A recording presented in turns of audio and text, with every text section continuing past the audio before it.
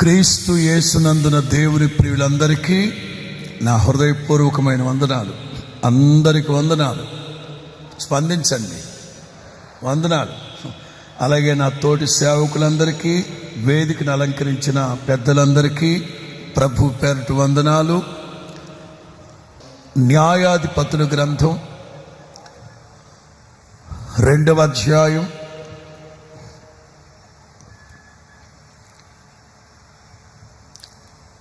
1వ వాక్యాన్ని నేను చదువుతాను.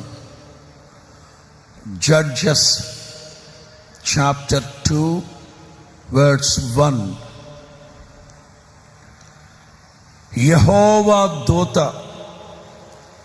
గిల్గాలు నుండి బయలుదేరి బోకీమునకు వచ్చి ఇలాగు సెలవిచ్చెను, నేను మిమ్మును ఐగుప్తులో నుండి ఫస్ట్ ఆఫ్ ఆల్ రప్పించి మీ పితరులకు ప్రమాణము చేసిన దేశమునకు మిమ్మును చేర్చి, మొదట ఐగుప్తులో నుంచి మిమ్మల్ని రప్పించాను. 2, పితరులతో ప్రమాణం చేసిన దేశములో మిమ్మల్ని చేర్చాను.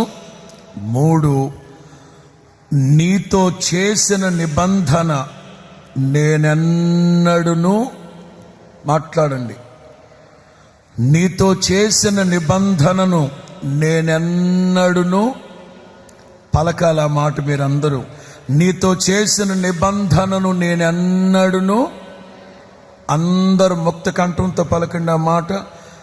నీతో చేసిన నిబంధనను నేనెన్నడును మీరను. దేవుడు ఈ మట్టి మనుషులతో అంత వక్కానించి చెప్పాలనా? మనల్ని నమ్మించడానికి, మనల్ని ధైర్యపరచడానికి, ఆ మాటల చేత మనల్ని ఓరడించడానికి అంతగా వక్కానించి చెప్పాలనా? మీరను ఒట్టు పెట్టి చెప్తున్నాను, ఇంతగా మనల్ని ఇంప్రెస్ చేయాలన్న దేవుడు తప్పదు.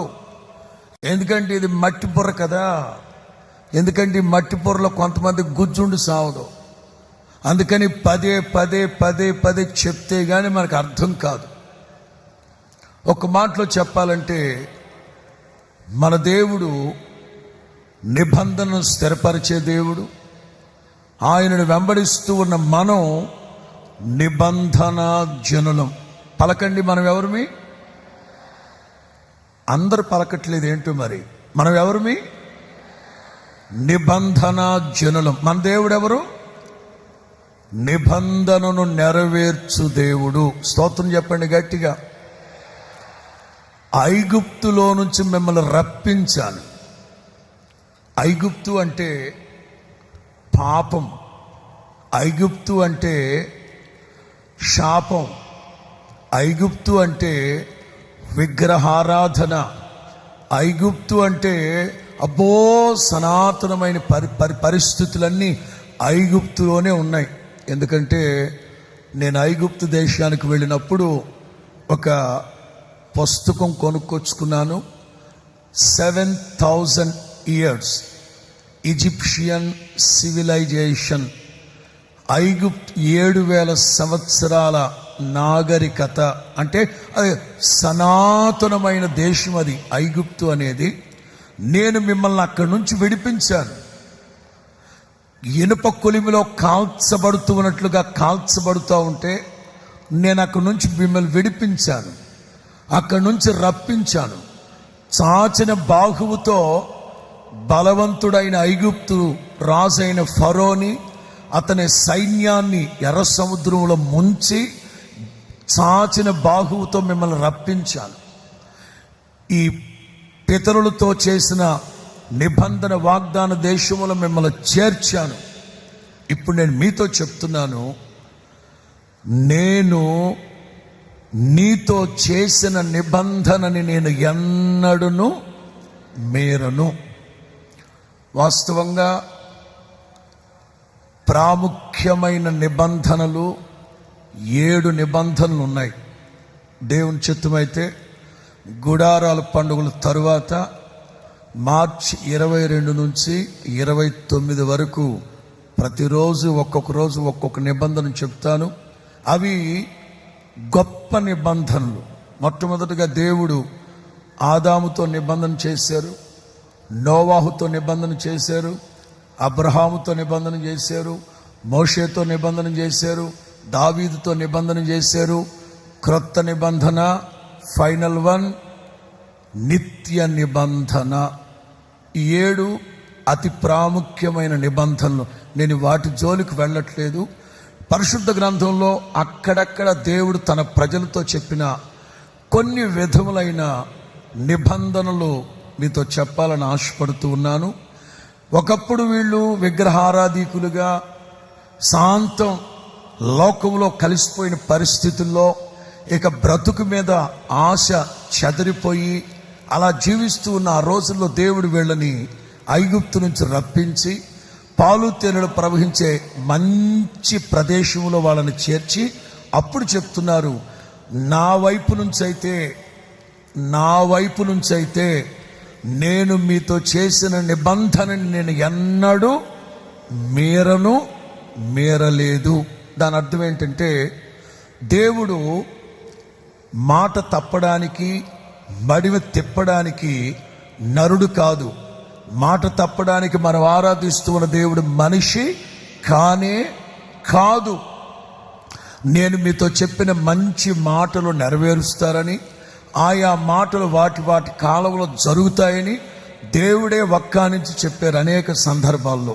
అయితే మనుష్య మాత్రులమైన మనం ఒకసారి కాదు, 2 సార్లు కాదు, ఎన్నో సందర్భాల్లో అనుకూలమైన పరిస్థితుల్లో, ప్రతికూలమైన పరిస్థితుల్లో, క్లిష్ట పరిస్థితులు అనుకూలించక, పద్ధతులు నచ్చక అనేక సందర్భాల్లో దేవునితో చేసిన నిబంధనలన్నీ మీరి దేవుని దృష్టికి ద్రోహం చేసిన వాళ్ళమవుతాం. పరిశుద్ధ గ్రంథంలో రాయబడిన మాట, నా పేరు పెట్టబడిన నా జనులు విశ్వాసఘాతుకులై నాతో చేసిన నిబంధనని మీరి వారు త్రొట్టిల్లి ఉన్నారు. దైవ జనాంగమా, ఈ రాత్రి ఎన్నో ఆశయాలతో దూరమైన, భారమైన, ఇబ్బందికరమైన పరిస్థితులైన, సదుపాయాలు అత్యవసరంగా మేము ఇక్కడ మీకు ఏర్పాటు చేసినా మీరు ఇవన్నీ సహృదయంతో సహిస్తూ ఇంతగా మీరు దేవుని సన్నిధిలో ఇక్కడ గడుపుతూ ఉన్నారంటే ఏదో నా దేవుని ద్వారా మేలు కలగాలి, దీవించబడాలి. ఈ 49వ గుడారాల పండగకొచ్చిన నేను ఒట్టి చేతులతో వెళ్ళకూడదు.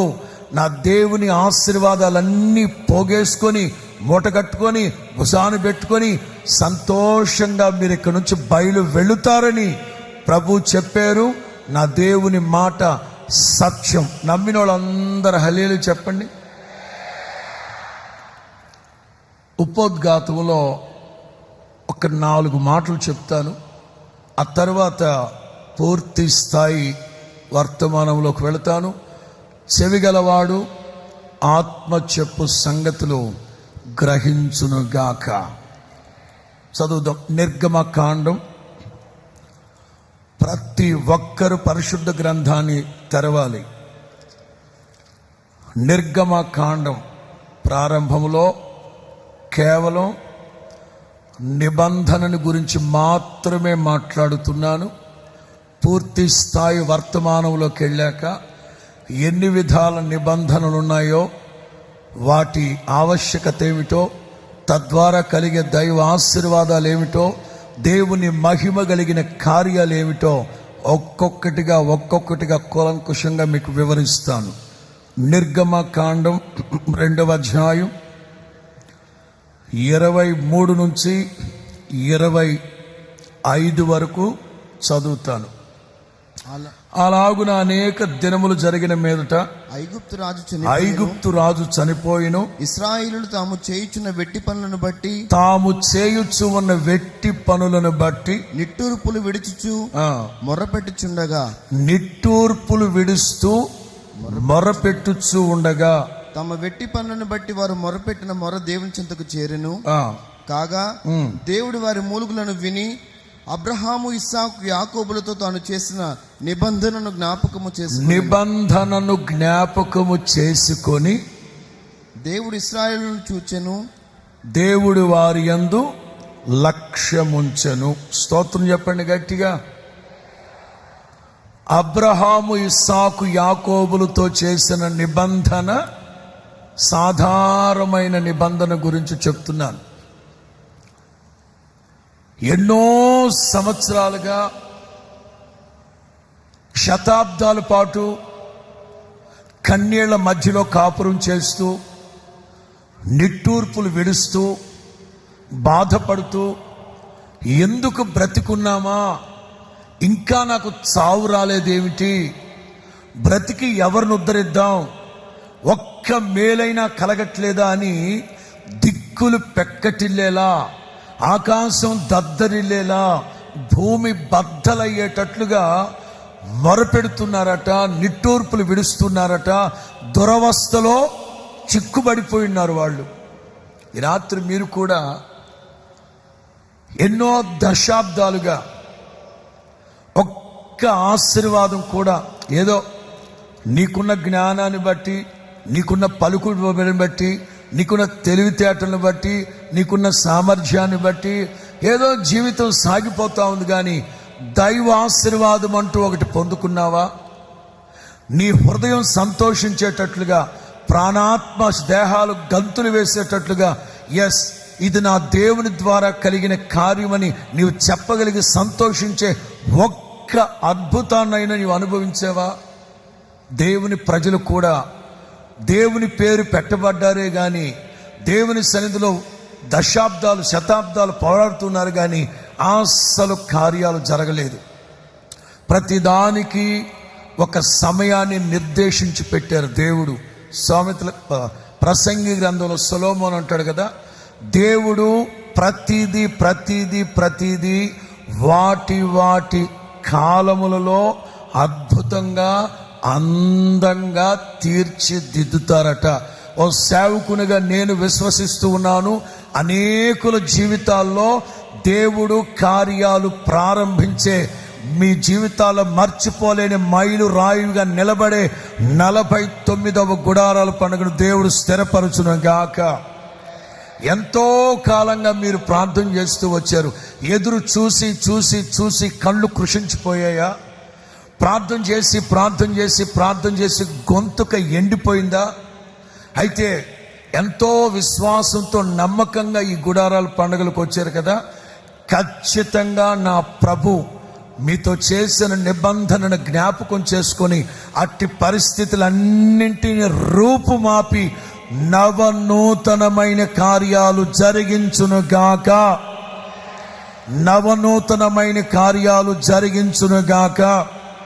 ఏ కార్యాలు స్పందించాలి. ఏ కార్యాలు? మీరు ఏదైతే హృదయమందు విశ్వసించి మీరు ఉచ్చరిస్తారో యేసు నామములో అది మీకు కలుగునుగాక. చెప్పండి, ఏ కార్యాలు జరిగిస్తారు ఆయన? నవనూతనమైన కార్యాలు. మీకు తెలుసో తెలీదో, జనవరి 2వ తారీఖున నేను ఈ వర్తమానం చెప్పాను. ఇదిగో నేను ఒక నూతన క్రియ. చెప్పండి, ఇదిగో నేను ఒక నూతన క్రియ. అది ఇప్పుడే మొలిచింది. అది మీరు గ్రహించరా? నేపథ్యం ఏమిటి? ఇశ్రాయేలీలు ఐగుప్తులో బానిసలుగా ఉంటూ, ఐగుప్తు నదుల దగ్గర, బబులోను నదుల దగ్గర కూర్చొని వాళ్ళు థింక్ చేస్తున్నారు. బబులోను నదుల దగ్గర కూర్చొని దేవుని ప్రజలు ఆలోచిస్తున్నారు. ఏమని ఆలోచిస్తున్నారు తెలుసా? 1000 సంవత్సరాల క్రితం దేవుడు ఎర్ర సముద్రాన్ని పాయలు చేశారు. అలాంటి క్రియ జరిగిస్తాడేమో. యోర్దానుని ఏకరాశిగా మార్చాడు. అలాంటి క్రియ జరిగిస్తాడేమో. ఎర్ర సముద్రాన్ని ఆరిన నేలగా మార్చాడు, అలాంటి క్రియ జరిగిస్తారేమో. బండలో నుంచి నీళ్లు రప్పించారు, అలాంటి కార్యాలు చేస్తారేమో. ఆకాశములను మన్నా కురిపించాడు, అలాంటి కార్యాలు చేస్తాడేమో, అలాంటి కార్యాలు చేస్తాడేమో. పై వాక్యానికి వెళితే, మునుపటి వాటిని తలంచకండి, పూర్వకాలపు సంగతులు అస్సలు జ్ఞాపకం చేసుకోవద్దు. ఇదిగో నేను ఒక నూతన క్రియ చేస్తాను. నమ్మినోళ్ళు కుడి చేతిని పైకెత్తి 3 సార్లు ఆమేన్ ఆమేన్ ఆమేన్ అనుకోండి. ఇదిగో నేను ఒక నూతన క్రియ చేస్తాను. అందుకే దేవుడు అంటారు, ఇప్పుడే మొలుస్తా ఉంది, ఇప్పుడే మొలుస్తా ఉంది. ఇంకొంచెం వివరిస్తాను మీకు. ఐగుప్తు అంతా తగలబడిపోతా ఉంది. ఐగుప్తు అంతా తొలుచూలు సంతతి చచ్చిపోయారు. ఐగుప్తు దేశంలో ఉన్న జనపనారు చెట్లు, ఐగుప్తు దేశంలో ఉన్న చెట్లన్నీ కాల్చబడి దహించబడిపోయాయి. ఐగుప్తు దేశం మీద ఉన్న ఆర్థిక మూలాలన్నింటినీ దేవుడు దెబ్బ కొట్టేశాడు. జనపనారు అంటే వస్త్రాలు తయారు చేసేది. ఐగుప్తీయుల యొక్క మేజర్ ఫినాన్షియల్ సపోర్ట్ దేంట్లో అంటే జనపనారే. మొట్టమొదట ఆర్థిక మూలాలన్నీ దెబ్బ కొట్టేశాడు దేవుడు. జనపనార చెట్లన్నీ నాశనం అయిపోయాయి. ఇప్పుడు దేవుని ప్రజలు ఐగుప్తులో నుంచి శుభమాంటూ బయలుదేరుతున్నారు. శుభమాంటూ బయలుదేరుతూ ఉంటే వాళ్ళ కండకి ఏం కనబడతాయి? మొట్టమొదటి ఏం కనబడాలి? తగలబడిపోతున్న జనపనారు చెట్లు, నాశనమైపోయినా శిథిలమైపోయినా ఇట్లాంటివన్నీ కనబడతాయి. మన దేవుడు ఎంత గొప్ప దేవుడు తెలుసా?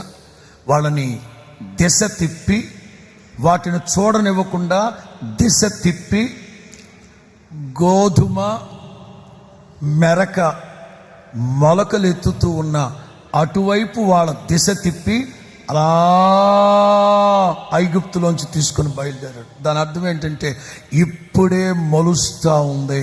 అది మీరు గ్రహించరా? ఇదివరకు నా దేవుని కార్యాలు మీరు అనుభవించలేదేమో. ఈ రాత్రి మీ అందరి ఎడల నా తండ్రి నవనూతనమైన కార్యాలు ప్రారంభించారు. ఈ గుడారాల పండగలు ముగించుకొని మీరు వెళ్ళాక ఆ ఆశీర్వాదాలన్నీ మీరు స్వాధీనపరచుకొందురు గాక. ఆ దీవెనలన్నీ మీ వాడుకలోకి ప్రభు తీసుకొచ్చును గాక. ఇంకొక మాట, 106వ కీర్తన, 106వ కీర్తన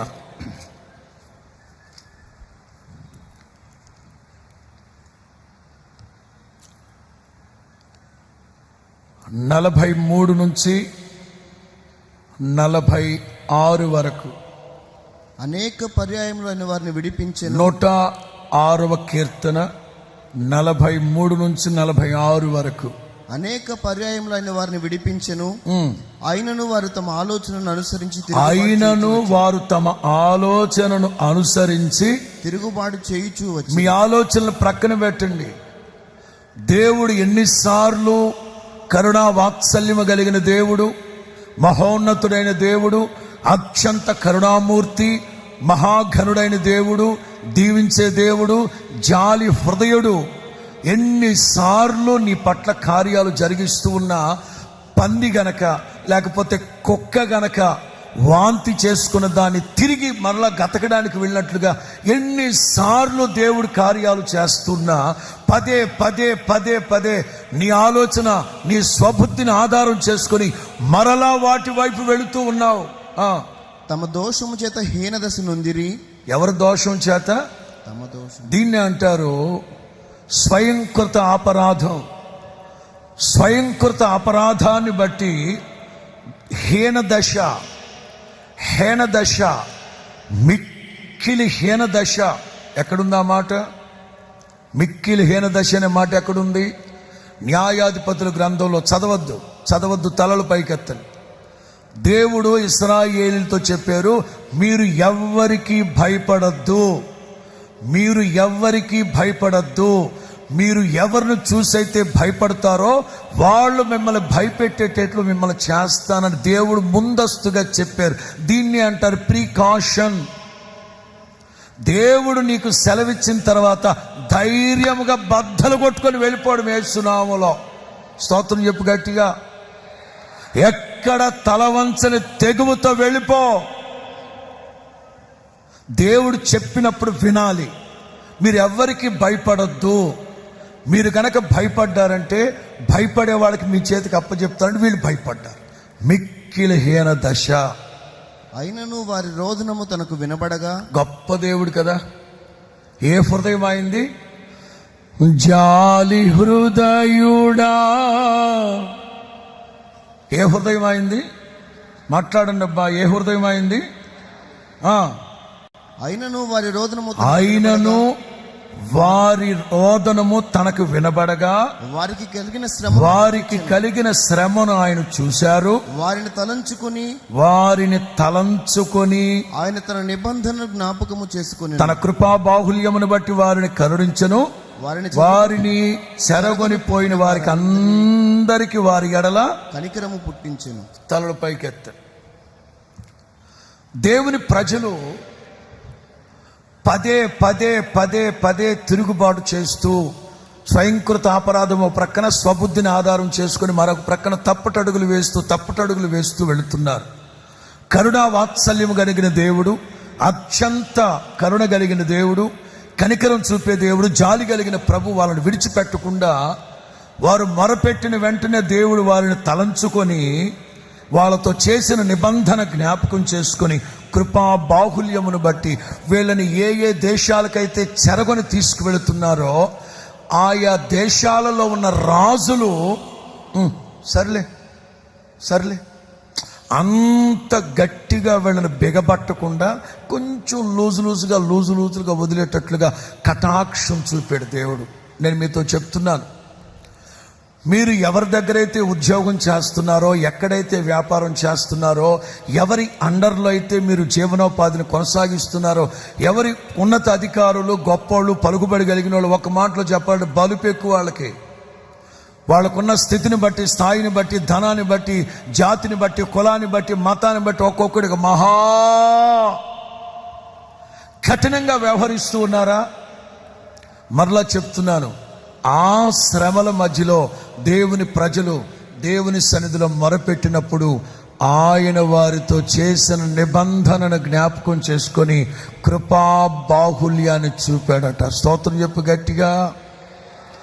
ఏ అధికారి అయితే, ఏ యజమాని అయితే, ఏ ఇంటి ఓనర్ అయితే, ఏ ఉన్నత స్థాయిలో ఉన్న వ్యక్తులు మిమ్మల్ని బలవంతంగా విసిగిస్తూ వేధిస్తూ, ఇంకా ఒక మాటలో చెప్పాలంటే ప్రతిసారి మిమ్మల్ని బాధ పెడుతూ ఉన్నాయి. మీరేమనుకుంటున్నారు తెలుసా? మంచి రోజులు వస్తాయో రావో క్రీస్తు యేసు యొక్క వాత్సల్యాన్ని బట్టి మీతో చెప్తున్నాను, ఈ 49వ గుడారాల పండుగలు ముగించుకుని వెళుతున్న మీకు మంచి రోజులు ప్రభు మీకు ప్రసాదించును గాక. మహిమ కలిగిన మంచి రోజులు ప్రభు మీకు ప్రసాదించును గాక. ఇంకొక మాట రాజుల 2వ గ్రంథం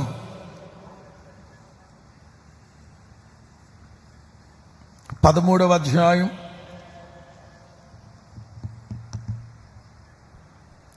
22, 23.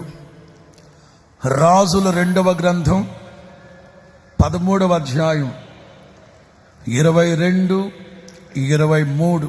యెహోయాహాజు దినములన్నీయు సిరియా రాజున హజాయేలు ఇశ్రాయేలు వారిని ఇశ్రాయేలీయులను బాధ పెడుతూనే ఉన్నాడు. గాని యెహోవా వారి మీద జాలిపడి వారి యందు దయ ఉంచి అబ్రహాము ఇస్సాకు యాకోబులతో తాను చేసి ఉన్న నిబంధనను బట్టి వారి యందు లక్ష్యము నిలిపి వారి మీద శ్రద్ధ నిలిపి వారిని నాశనము చేయనొల్లక దేవుని ప్రజలని నాశనము చేయనివ్వకుండా ఇప్పటికి తన సముఖములో నుండి వారిని వెళ్ళగొట్టక. స్తోత్రం చెప్పు గట్టిగా. శత్రువులు ఉన్నారు చూశారు. ఈ హజాయేలు అనేవాడు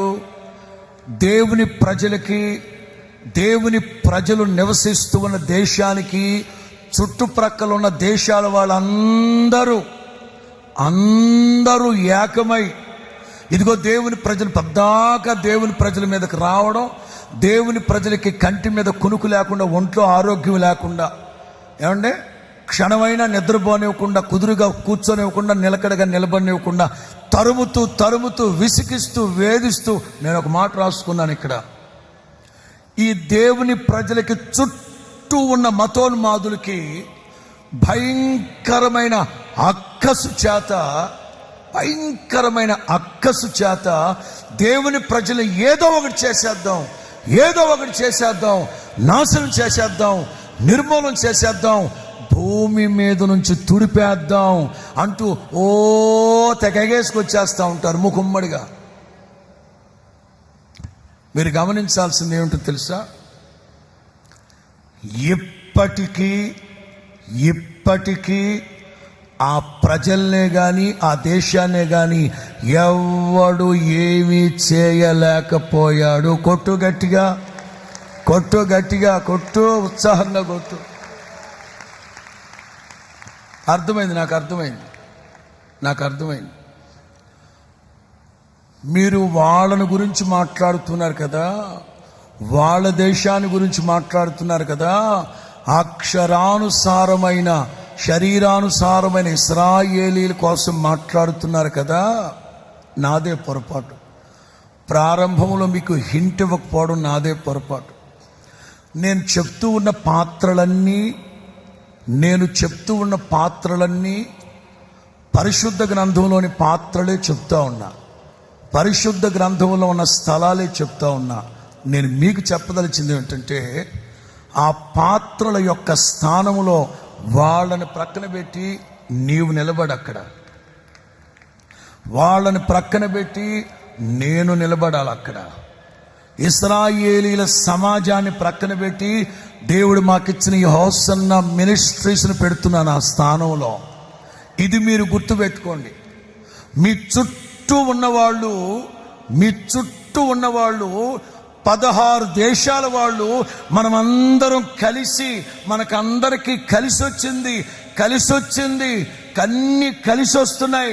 ముకుమ్మడిగా వెళ్ళి పడిపోదాం, దొమ్మిగా వెళ్ళి దొబ్బేద్దాం అనుకుంటూ వచ్చారు. ఏంటి దొబ్బేది? గాడిద గుడ్డు. ఏంటో దొబ్బేది? బంగాళదుంప. దేవుని ప్రజలకు విరోధంగా రూపించబడిన ఏ ఆయుధము వర్ధిల్లదు, ఏ చట్టము వర్ధిల్లదు. పెంట దిబ్బలుగా మారిపోవునుగాక, సింహాసనాలు తలకిందులైపోవునుగాక. ఇక కూర్చోడానికి తరం ఉండదు అక్కడ. కానీ దేవుడు తన ప్రజలతో చెప్తున్నారు, ఇప్పటికీ ఎవ్వరూ ఏమీ చేయలేకపోయారు. ఈ హోసన్నా మినిస్ట్రీస్ ప్రారంభించిన వ్యవస్థాపకుడు స్వర్గీయ యేసన్న గారు 1977 జూలై మొదటి వారంలో, ఇదిగో ఈ లేమల 14 మైళ్ళు ఈ కొండ ఉందా, ఆ కొండ కట్ల వెళ్తే పాత మందిరం ఉంది, అక్కడికి వచ్చాడు. ఒంటరిగా వచ్చాడు. అప్పటికే 10 సంవత్సరాలు పరిశుద్ధుల సహవాసంలో సేవ నేర్చుకున్నాడు. పెద్ద ఆయన ప్రార్థన చేసి, యేసు, దేవుడు నిన్ను పిలిచిన పిలుపు ఏర్పాటు ఇది కాదు నాయన, నీ ఎడల బృహత్తరమైన సంకల్పం కలిగి ఉన్నాడు దేవుడు అని ప్రార్థన చేసి పంపిస్తే తిన్నగా అక్కడికి వచ్చాడు. నాటి నుంచి వారు లేకపోయినా నేటి వరకు ఈ 49 సంవత్సరాలలో ఇట్లాంటి హజారోతులు, బెన్హదదులు, ఇంకా ఇట్లాంటి పోటుగోళ్ళు బోళ్ళంత మంది లెగిశారు. తుడిపేద్దాం అని.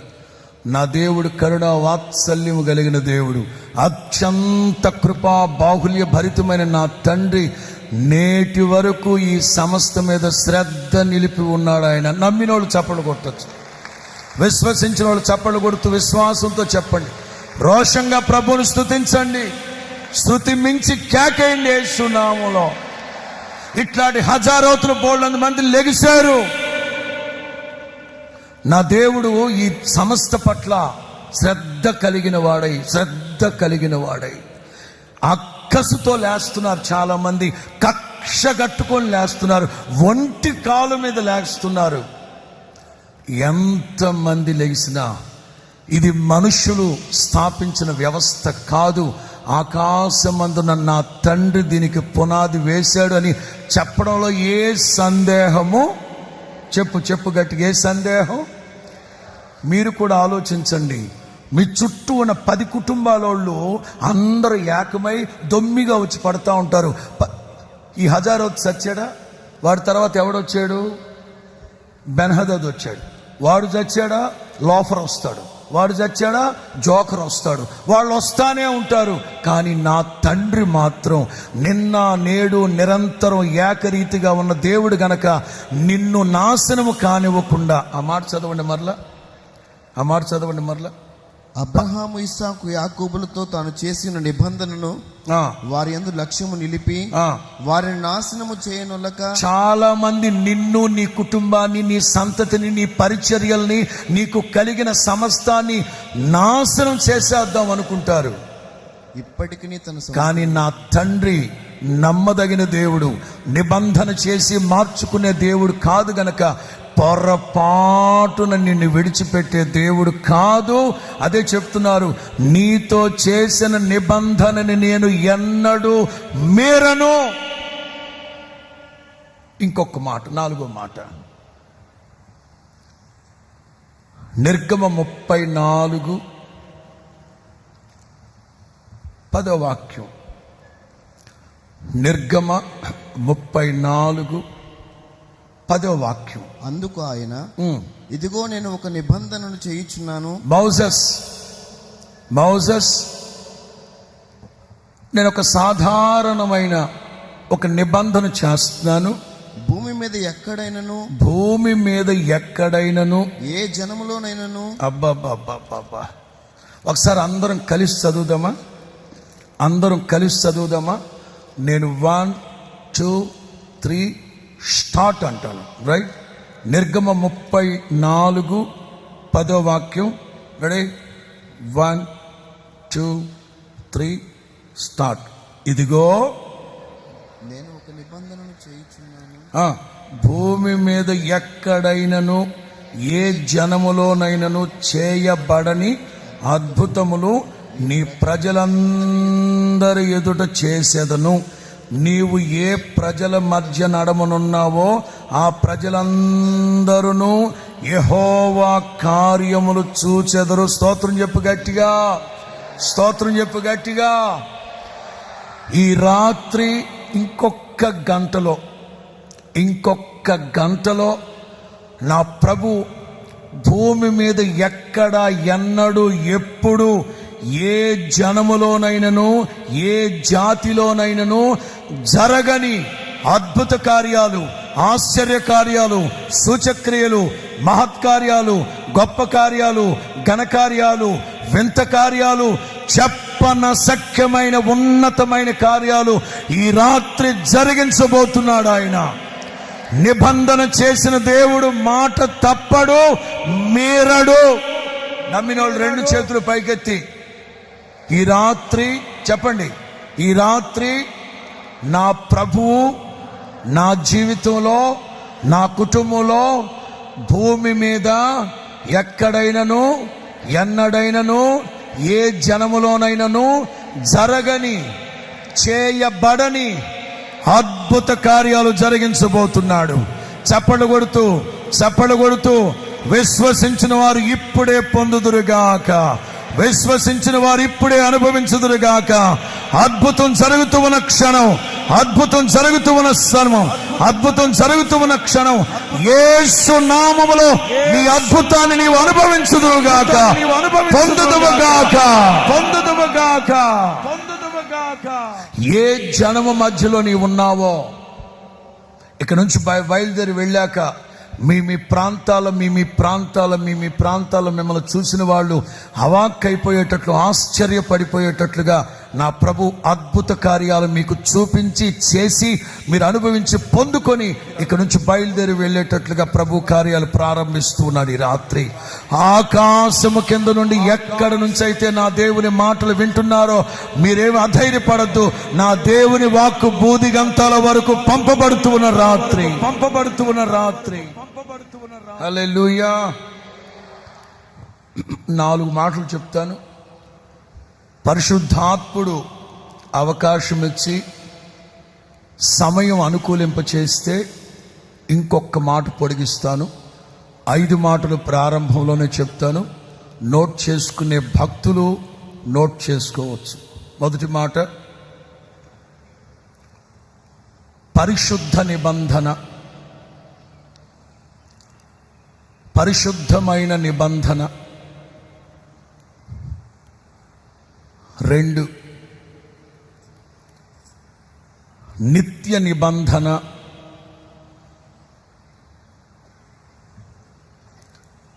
3, సమాధాన నిబంధన.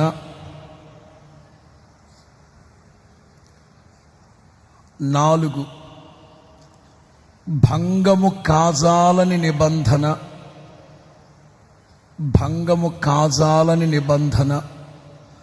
Last one and final one, క్రొత్త నిబంధన.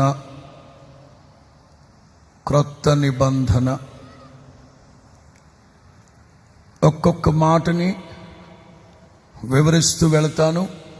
మరలా చెప్తున్నాను. నేను చెప్తున్న వర్తమానం అంతా ఈ పరిశుద్ధ గ్రంథంలో ఉన్న పాత్రలు, కథా పాత్రలు కాదు.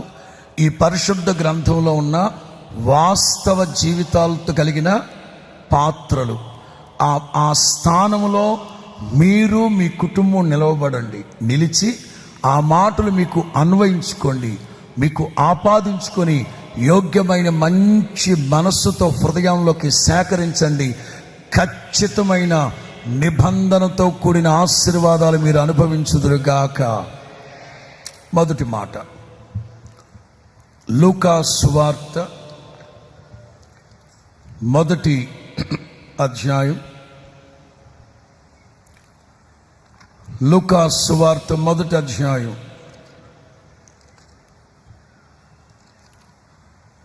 68 నుంచి 75. లూకా సువార్త 1వ అధ్యాయం 68 నుంచి 75 వరకు తెలుగు బైబిల్లో కలిసి ఉంటుంది. కాస్త నింపాదిగా చదువుకుంటూ వెళదాం. ప్రభు అయిన ఇశ్రాయేలు దేవుడు స్తుతింపబడును గాక. ఆయన తన ప్రజలకు దర్శనమిచ్చి వారికి విమోచన కలుగజేసెను. తన సేవకుడిని దావీదు వంశమునందు మన కొరకు రక్షణ శృంగమును, అనగా మన శత్రువుల నుండి మనను ద్వేషించు వారందరి చేతి నుండి తప్పించి రక్షణ కలుగు చేసెను. దీనిని గూర్చి ఆయన ఆది నుండి తన పరిశుద్ధ ప్రవక్తల నోట పలికించెను. ఆయన మన పితరులను కనుకరించుటకు, ఆయన మన పితరులను కరుణించుటకును తన పరిశుద్ధ నిబంధన తలలు పైకెత్తను. దేవుడు తన ప్రజలతో పరిశుద్ధమైన నిబంధన చేశారట. దేనికి అంటే, నేను మిగతా విషయాలు పెద్దగా పరిగణలోకి తీసుకోవట్లేదు. రక్షణ కలుగు చేయడం కోసం నాకు తెలిసి సాధ్యమైనంత వరకు ఇక్కడున్న వాళ్ళందరూ, అందరూ కాదు కానీ 70% రక్షించబడిన వాళ్ళే వచ్చారు. 30% ఇంకా రక్షణ పొందని వాళ్ళు, అలాగే ప్రత్యక్ష ప్రసారంలో చూస్తూ ఉన్న వాళ్ళు. మీ లెక్కలు మీవి. అయితే రక్షణ పొందని వాళ్ళ కోసమూ చెప్తాను. రక్షణ పొంది ఇంకా దుష్టత్వం చేత మగ్గిపోతూ ఉన్న వాళ్ళకు కూడా హెచ్చరికతో కూడిన ఒక మాటని మీకు తెలియపరుస్తాను. దేవుడు మన పితరులతో రక్షణ కలుగు చేయడం కోసం యేసు క్రీస్తు అనే రక్షణ శృంగాన్ని ఈ లోకానికి పంపించారు.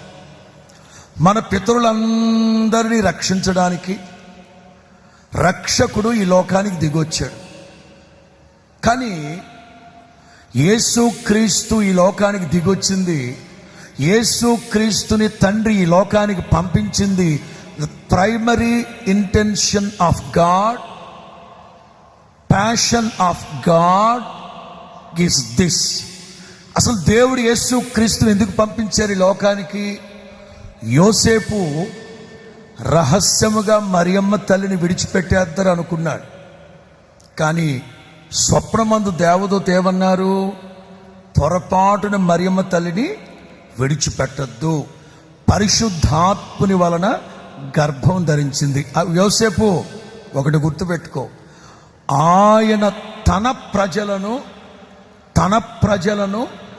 పాపములో నుంచి విడిపించడానికి రక్షకునిగా పుడుతున్నాడు. చెప్పండి గట్టిగా, యేసు క్రీస్తు లోకానికి ఎలా వచ్చారు చెప్పాలి. యేసు క్రీస్తు లోకానికి ఎందుకు వచ్చారు? రక్షకునిగా.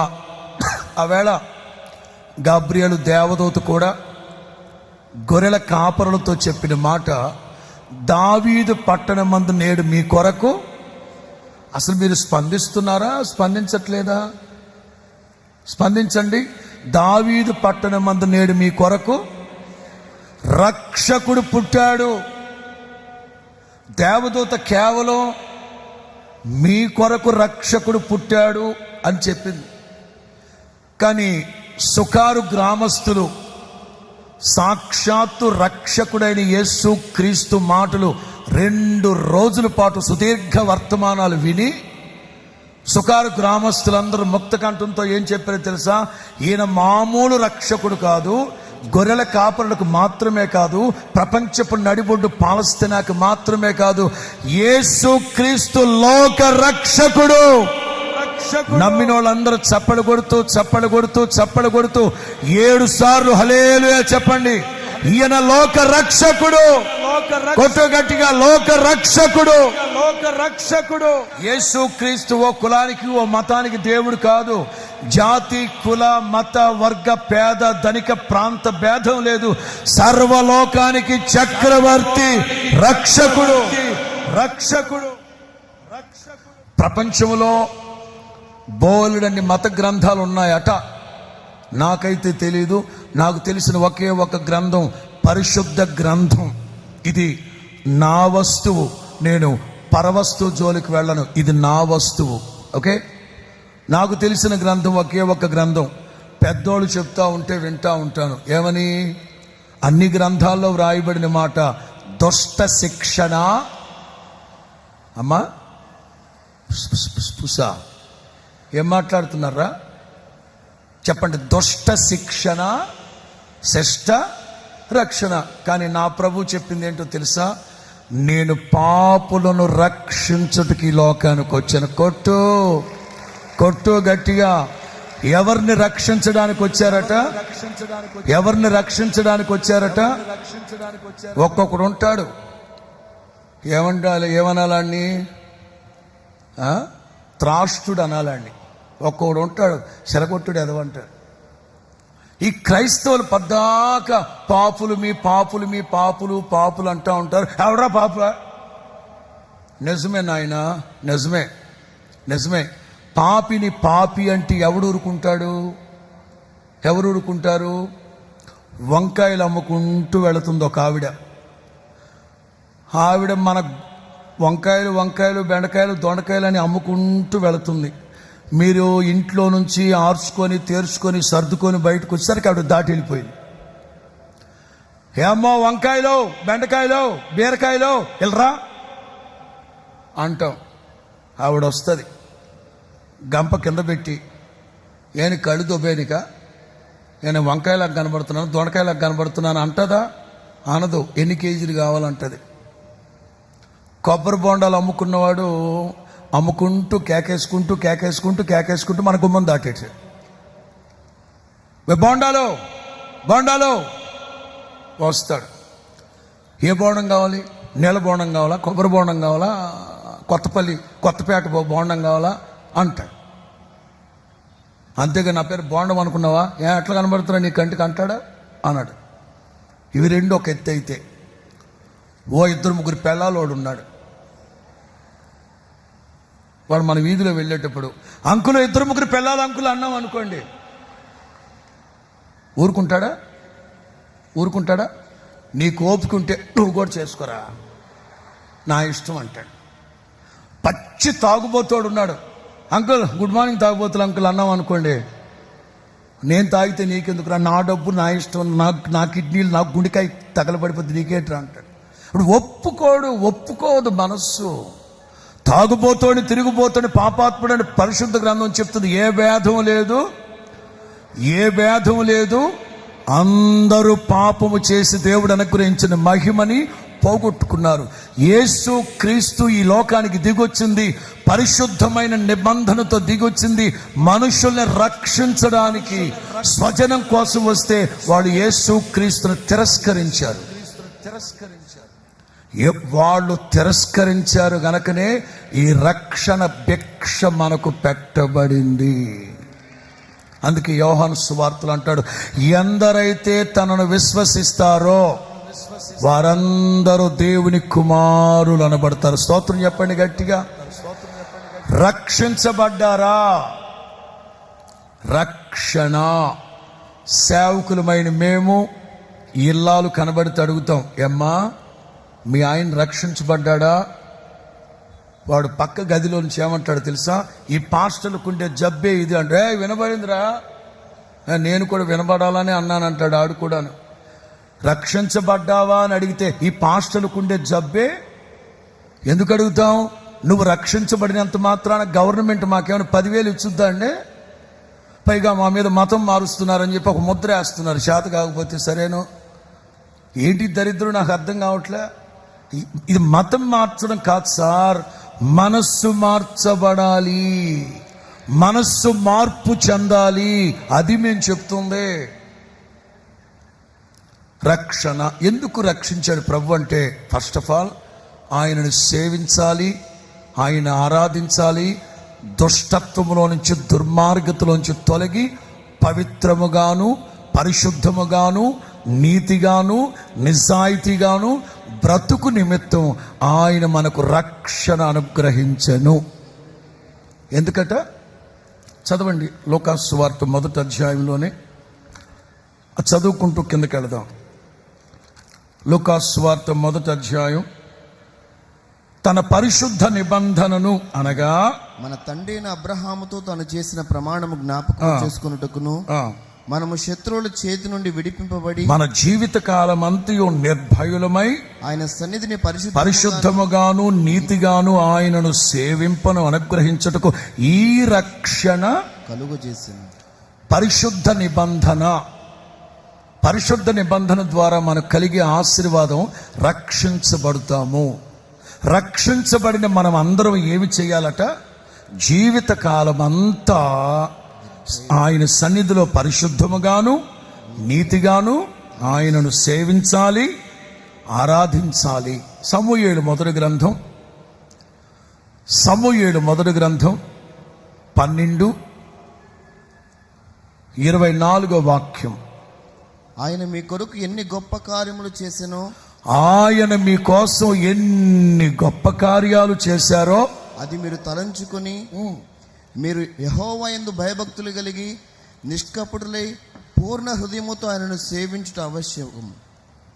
ఎందుకు మనం ఆయన్ని సేవించాలి? ఆయన మన జీవితంలో చేసిన గొప్ప కార్యాలు, ఘనకార్యాలు, భీకర కార్యాలు, ఆశ్చర్యకార్యాలు భూమి మీద ఎక్కడ ఎప్పుడు ఎన్నడూ ఏ జనములో ఏ జాతిలో జరగని కార్యాలు చేస్తున్నారు కదా. అంచేత నిత్యము ఆయనను సేవించాలి. చాలామంది భక్తులు శనివారం సాయంకాలం ప్రారంభిస్తారు సేవించడం, ఆదివారం సాయంకాలం వరకు సేవిస్తారు, ఆదివారం సాయంకాలం బ్రాందీ కొట్టుకెళ్ళి బ్రాందీ సేవిస్తారు. అంటే నామకార్థ క్రైస్తవ కుటుంబాల్లో పుట్టినోళ్ళు ఆదివారం సాయంత్రం సినిమాకి వెళ్ళి సిగ్గులేనోళ్ళు, నీచమైనోళ్ళు, మానవత్వం లేనోళ్ళు. సినిమా అంటే అర్థం అదట. ఓ పాస్టర్ గారు చెప్పారు, ఎవరు చెప్పింది? చెప్పు, ఆయన అంతు తేలుస్తామంటారా? అక్కడ ఉన్నాడు ఆయన. తేల్చుకోవాలంటే టపిమని అక్కడికి వెళ్ళండి. శనివారం సాయంకాలం నుంచి ఆదివారం సాయంకాలం వరకు ప్రభువుని సేవిస్తున్నారు. ఆ తర్వాత ఏవేవో సేవలోకి వెళ్ళిపోతున్నారు. నెబుకద్నెజర్ బబులోను రాజు వేకునే సింహాల గుహ దగ్గరకు వచ్చి, దానియేలు, జీవము కలిగిన దేవుని సేవకుడు అయిన దానియేలు, నిత్యము నీవు సేవించుచు ఉన్న దేవుడు నిన్ను, దేవుడు మనతో పరిశుద్ధమైన నిబంధనను చేసి సాతాను అనే శత్రువు చేతిలో నుంచి మిమ్మల్ని ద్వేషించి దూషించి మిమ్మల్ని అనగదొక్కాలనుకునే అక్కసుతో ఉన్న ప్రజల మధ్యలో నుంచి మిమ్మల్ని దూరపరిచి సిలువ రక్తపు బంధం చేత, కల్వరిలో కార్చిన రక్తం చేత నీకు రక్షణను కలుగు చేసి నీ పాపాలు కడిగి శుద్ధి చేసి మరెన్నటికీ జ్ఞాపకం రాకుండా పవిత్రపరిచి ఇంత పరిశుద్ధమైన జీవితాన్ని నీకు ఇస్తే, పరిశుద్ధముగా నీతిగా నిజాయితీగా ప్రభువుని సేవించాలి కదా. సేవిస్తున్నావా? పొందుకున్న రక్షణకి సాక్షిగా నీవు కృతజ్ఞత కలిగి జీవిస్తూ ఉన్నావా? అపోస్తుల కార్యాలు 3వ అధ్యాయం. అపోస్తుల కార్యాలు 3వ అధ్యాయం 25-26. ఆ ప్రవక్తలను, అపోస్తుల కార్యాలు 3వ అధ్యాయం 25-26. ఆ ప్రవక్తలకును దేవుడు అబ్రహాముతో, నీ సంతానమందు భూలోకము వంశములన్నీ ఆశీర్వదింపబడిన, నీ సంతానమందు భూలోకములో ఉన్న వంశములన్నీ ఆశీర్వదించబడతాయని చెప్పి, మీ పితరులతో చేసిన నిబంధనకును మీరు వారసులై ఉన్నారు. దేవుడు తన సేవకుని పుట్టించి, ఎవరా సేవకుడు? యేసు క్రీస్తు. దేవుడు తన సేవకుని పుట్టించి మీలో ప్రతి వానిని వాని దుష్టత్వము నుంచి మరలించుట వలన మిమ్మల్ని ఆశీర్వదించుటకు ఆయనను మొదట మీ యొద్దకే పంపించాడు. తలలు పైకెత్తండి. చర్చ్ పేరు శృంగారపు దేవాలయం. నేను ఎప్పుడు అంటుంటాను, చర్చ్ పేరే శృంగారం అంటే ఆ చర్చికి వెళ్ళే వాళ్ళు ఇంకెంత వయ్యారంగా ఉంటారో. శృంగారపు దేవాలయం ఎదురుగా ఆశీర్వాదానికి ఆపోజిట్లో కూర్చొని అడక్క తింటున్నాడు. ఈ లైన్లో కూర్చుంటే బాగుండేది, ఆపోజిట్ లైన్లోకి వెళ్ళాడు. అందుకే దరిద్రుడు అయిపోయాడు. సేవకులు అన్నారు, యేసు నామములో లేచి నడవమన్నారు. పేతురు యోహానులతో పాటు తన కూడా శృంగారపు దేవాలయంలోనికి వెళ్ళాడు. ఇక పెద్ద ఆశ్చర్యం ఏంటండి, ప్రభు ఆశ్చర్య కార్యాలు చేస్తారు. చచ్చిన వాళ్ళనే లేవనెత్తాడు నా ప్రభు. అలాంటి దేవుడు కుంటోని వచపాదంలో కలిగిన వాడిని లేవనెత్తడం ఆయనకు ఒక లెక్క పక్క. అక్కడున్న వాళ్ళందరూ, ఎందుకంటే ఈ ఉన్మాదం ఎక్కువైపోయింది. ఎవరైనా ఒక సాక్ష్యం చెప్పారా, దొమ్మిగాడి మీద పడిపోవడమే. ఎక్కడైనా దైవ కార్యం ఒకటి జరిగిందా, దొమ్మిగా వచ్చి పడిపోవడమే. ఉన్మాదం ఎక్కువైందిరా మీకు. ఎటు తీసుకెళ్దామని ప్రపంచాన్ని, ఎటు తీసుకెళ్దామని సమాజాన్ని. అరే ఒక్కడ బాగా ఈ సంఘంలో ఒక సాక్ష్యం చెప్తా ఉంటే దొమ్మిగా వచ్చి పడ్డారు. వాస్తవంగా పేతురికి దుడికెక్కువ, యోహానేమో సాత్వికుడు. కానీ వీళ్ళిద్దరు కాంబినేషన్ ఎంత అద్భుతమో. దీన్నే భిన్నత్వంలో ఏకత్వం అంటారు. అందుకే అద్భుతం జరిగింది అక్కడ. పేతురు సావధానంగా చెప్తున్నారు, సార్ అసలు మన పితరుల దేవుడు మీరందరూ రక్షించబడాలని, మీరందరూ దుష్టత్వంలోంచి విడిపించబడాలని ఒక సేవకుని పుట్టించాడు. ఆ సేవకుని పేరే రక్షణ శృంగం. కానీ మీరేం చేశారు ఆయన్ని? సిలువేసి చంపేశారు. దానికి మేము సాక్షులమే. దైవ జనాంగమా, రక్షణ పొందావా?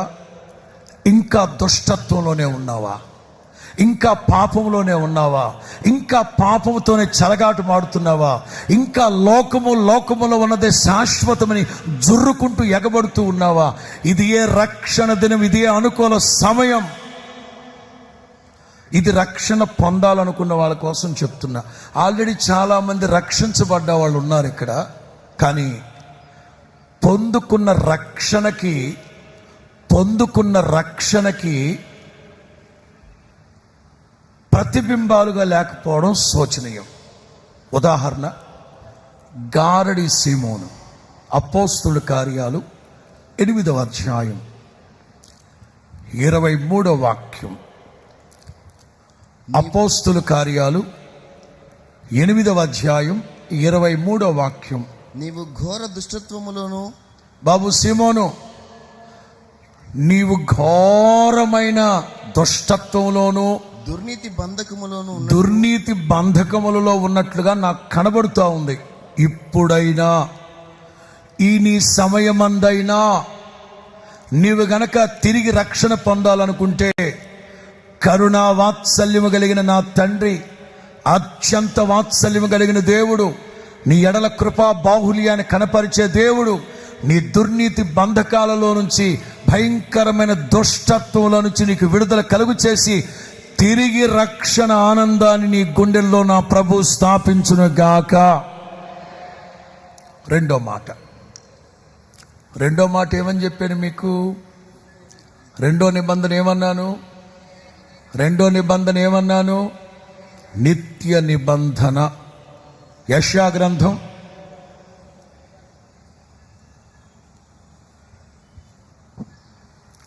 61వ అధ్యాయం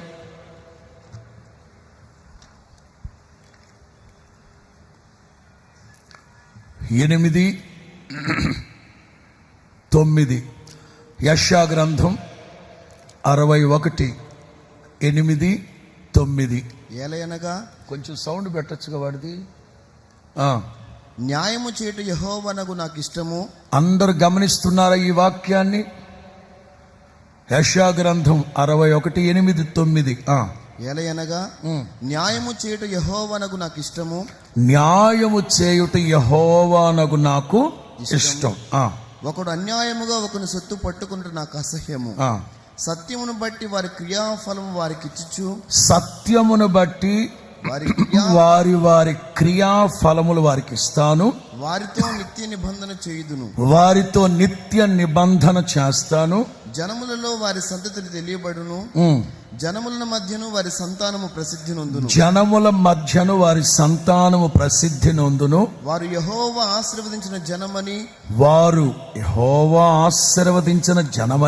వారిని చూచిన వారందరూ ఒప్పుకొందురు. తప్పదుగా.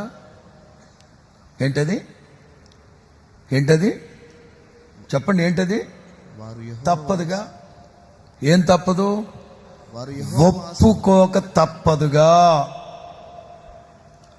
మిమ్మల్ని గూర్చి, మీ సంతతిని గూర్చి, మీ స్వజనులు, మీ బంధువులు, అన్యజనులు, మీ సమకాలికులు, మీ ఇన్నర్ సర్కిల్లో ఉన్న వాళ్ళందరూ ఖచ్చితంగా ఒప్పుకొని తీరుతారు.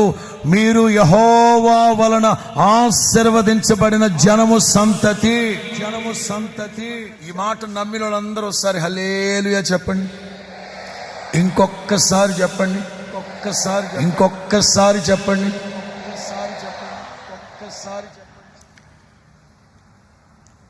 మన దేవుడు నీతి న్యాయములు కలిగిన దేవుడు. నేను అడిగిన వెంటనే చటుక్కని చెప్పాలి మీరు.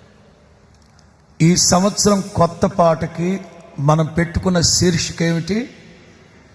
అప్ప నిన్ను నమ్ముని జనుల న్యాయాధిపతి నీవై. ఎవరైనా నీతి న్యాయములు కలిగిన దేవుడు. నాకు బాగా నచ్చిన మాటలు. ఒకడు అన్యాయముగా ఒకని సొత్తు పట్టుకోవడం నాకది అసహ్యం. సత్యమును బట్టి వారి క్రియలకు తగ్గట్లుగా వాళ్ళకి ఫలాన్ని ఇస్తాను. మనం ఎవరమంటే క్రైస్తవులమి, క్రీస్తుని ఎరిగిన ప్రజలమి, క్రీస్తుని ధరించుకున్న ప్రజలమి, క్రీస్తుని కలిగి ఉన్న ప్రజలమి, క్రీస్తుని ప్రతిబింబించే క్రైస్తవులమి. మిమ్మల్ని ఒక్కొక్కరిని వ్యక్తిగతంగా అడుగుతున్నాను. నీవు క్రీస్తుని ప్రతిబింబించే క్రైస్తవునిగా, క్రైస్తవురాలుగా జీవిస్తున్నావా? గొప్ప దైవజనుడు అంటాడు, ఈ మస్ట్ రిఫ్లెక్ట్ హిస్ నేచర్. క్రీస్తు యొక్క గుణ లక్షణాలు, స్వభావ లక్షణాలు మనం ప్రతిబింబించాలట. బ్యాడ్జీలు పెట్టుకోవాల్సిన అక్కర్లేదు, సంచులు తగిలించుకోవాల్సిన అక్కర్లేదు అని ఎవరు యేసన్న గారు. ఒకసారి యలమర్రు అనే చోట, కృష్ణా జిల్లా యలమర్రు అనే చోట హోల్ నైట్ ముగించుకొని కాలి నడకన ఇంకొక గ్రామానికి వెళ్ళి అక్కడ బస్సు ఎక్కుదామని చెట్టు కింద నుంచొని ఉన్నారు. ఒక 10-15 మంది ఉన్నారు అక్కడ. ఆయా గ్రామాల మీదుగా వస్తూ ఉన్న బస్సు వచ్చింది. ఎక్కుదాం అనుకునేసరికి ఆ 10-15 మంది తోసేస్తున్నారు. పాపం ఆయన ఎక్కలేక ఆగిపోతున్నారు. ఇంకొక బస్సు వచ్చింది, ఇంకొక 10 మంది ఎక్కేశారు. ఇంకొక బస్సు వచ్చింది, ఎక్కలేకపోయారు. 3 బస్సులు దాటిపోయాయి. బడ్డీ కొట్లో ఉన్న వ్యక్తి తిన్నగొచ్చి అడుగుతున్నాడంట, క్రిస్టియనా నువ్వు? యేసన్న గారు ఒక్కసారిగా ఆశ్చర్యపడిపోయి ఇట్లా అనుకుంటున్నాడంట. ఏంటి ఇట్లా అనుకుంటున్నారు? ఇక్కడ ఏమైనా బ్యాడ్జీ ఉందా నేను క్రిస్టియన్ అని? అట్లాగని ఆయన అప్పుడు తెల్ల బట్టలు కూడా కదా, కలర్ బట్టల మీదే ఉండేవారు. అలాగని చేతిలో బైబులు లేదు, మామూలు చిన్న suit case, VIP suit case ఒకటి వేసుకు తిరిగేవారు. వెంటనే యేసన్న గారు అడిగారు, ఎట్లా గుర్తుపట్టారండి? 3 బస్సులు వచ్చాయి, అందరిని తోసేస్తున్నారు, నెట్టేస్తున్నారు. నువ్వేమో వాళ్ళతో పోట్లాడలేక, వాళ్ళతో పేచీ పెట్టుకోకుండా వాళ్ళు తోస్తా ఉంటే వెనకబడి వస్తున్నావు. క్రైస్తవుడు అనేవాడు జగడమాడ్డు, కొట్లాడ్డు, పేచీలు పెట్టుకోడు, సాత్వికంగా ఉంటాడు. పెద్దగా పట్టించుకోకుండా తన మానాలు తను వెళ్ళిపోతున్నాడు. అందుకే నేను చూసిన వెంటనే క్రైస్తవుడు అని అనిపించింది నాకు. చిన్న సాక్ష్యం. ప్రజలు మనల్ని చూసిన వెంటనే గుర్తుపట్టాలి, వీళ్ళు క్రైస్తవులు. వాక్యం అంటుంది, క్రైస్తవుడైనందుకు నీవు సిగ్గుపడద్దు. ఇవాళ దేశంలో ప్రతి చోట క్రైస్తవుడికి సిగ్గు, అవమానాలే కలుగుతూ ఉన్నాయి. నిన్న ఆదివారం చిత్తూరు నుంచి ఒక తల్లి, ఒక కుమార్తె వచ్చారు. ఇంజనీరింగ్ 3rd year చదువుతున్న బిడ్డ. అరగంట సేపు కంటికి మంటికి ధారగా ఏడుస్తూ చెప్తా ఉన్నారు.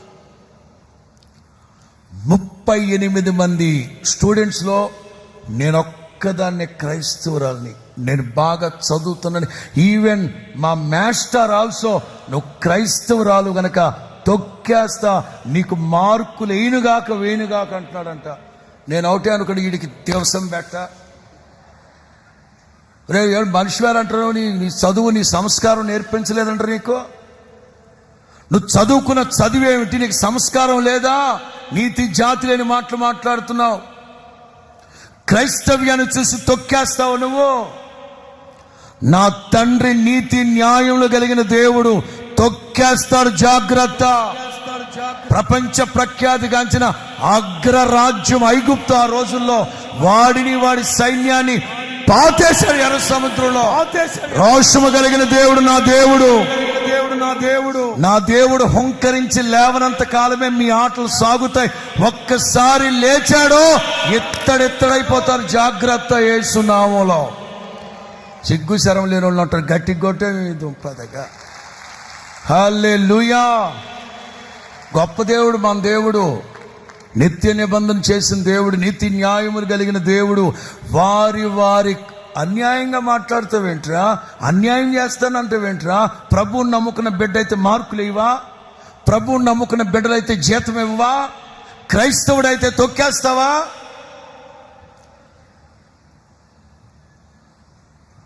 క్రైస్తవులైతే ఎక్కి రానివరా? ఇదేం చాదస్తమయ్యా?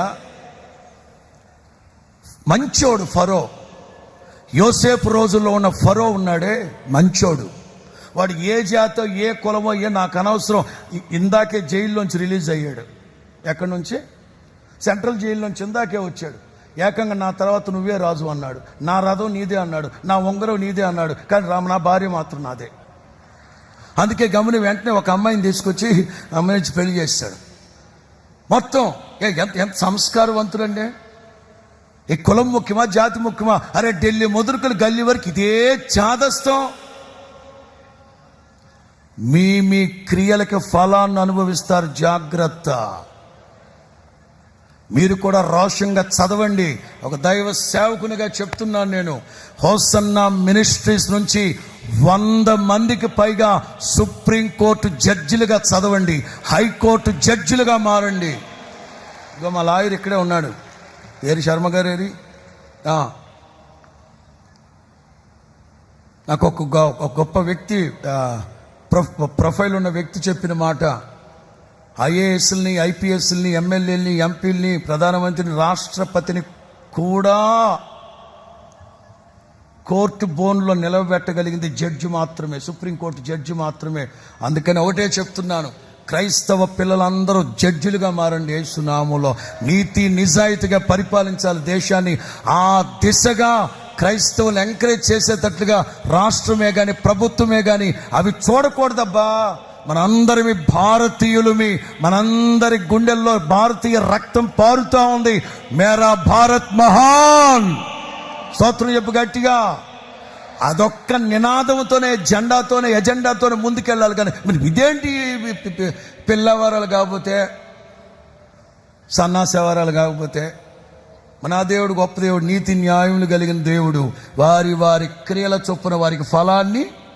కింద వాక్యం చదువుతాం, 9వ వాక్యం. జనములలో వారి సంతతి తెలియబడును. జనములలో వారి సంతతి జనములలో వారి సంతతి తెలియబడును. జనములలో వారి సంతతి తెలియపరచబడుతుంది. జనముల మధ్యను వారి సంతానం ప్రసిద్ధి నందును.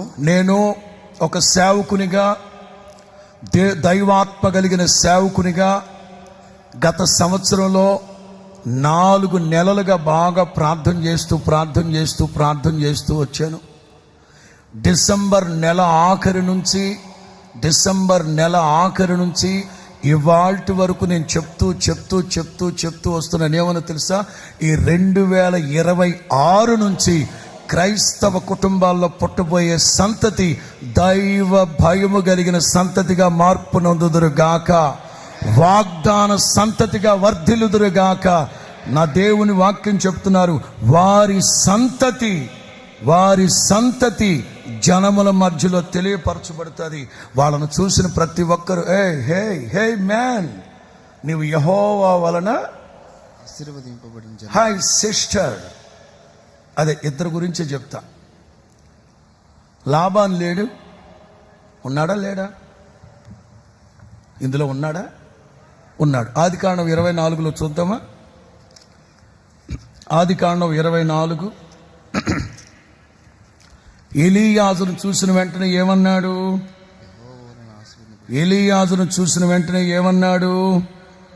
ఆదికాండం 24వ అధ్యాయం 50వ వాక్యం. లాబాను బెతూయేలును ఇది యెహోవా వలన సారీ ఎక్కడ? 31. ఆదికాండం 24:31. లాబాను యెహోవా వలన ఆశీర్వదింపబడిన వాడా, ఎలీయాజును చూసి యెహోవా వలన ఆశీర్వదించబడిన వాడా, లోపలికి రమ్ము. ఎవరు ఈ ఎలీయాజరు? ఏమన్నా అబ్రహాము కొడుక, మనవడా, ముని మనవడా?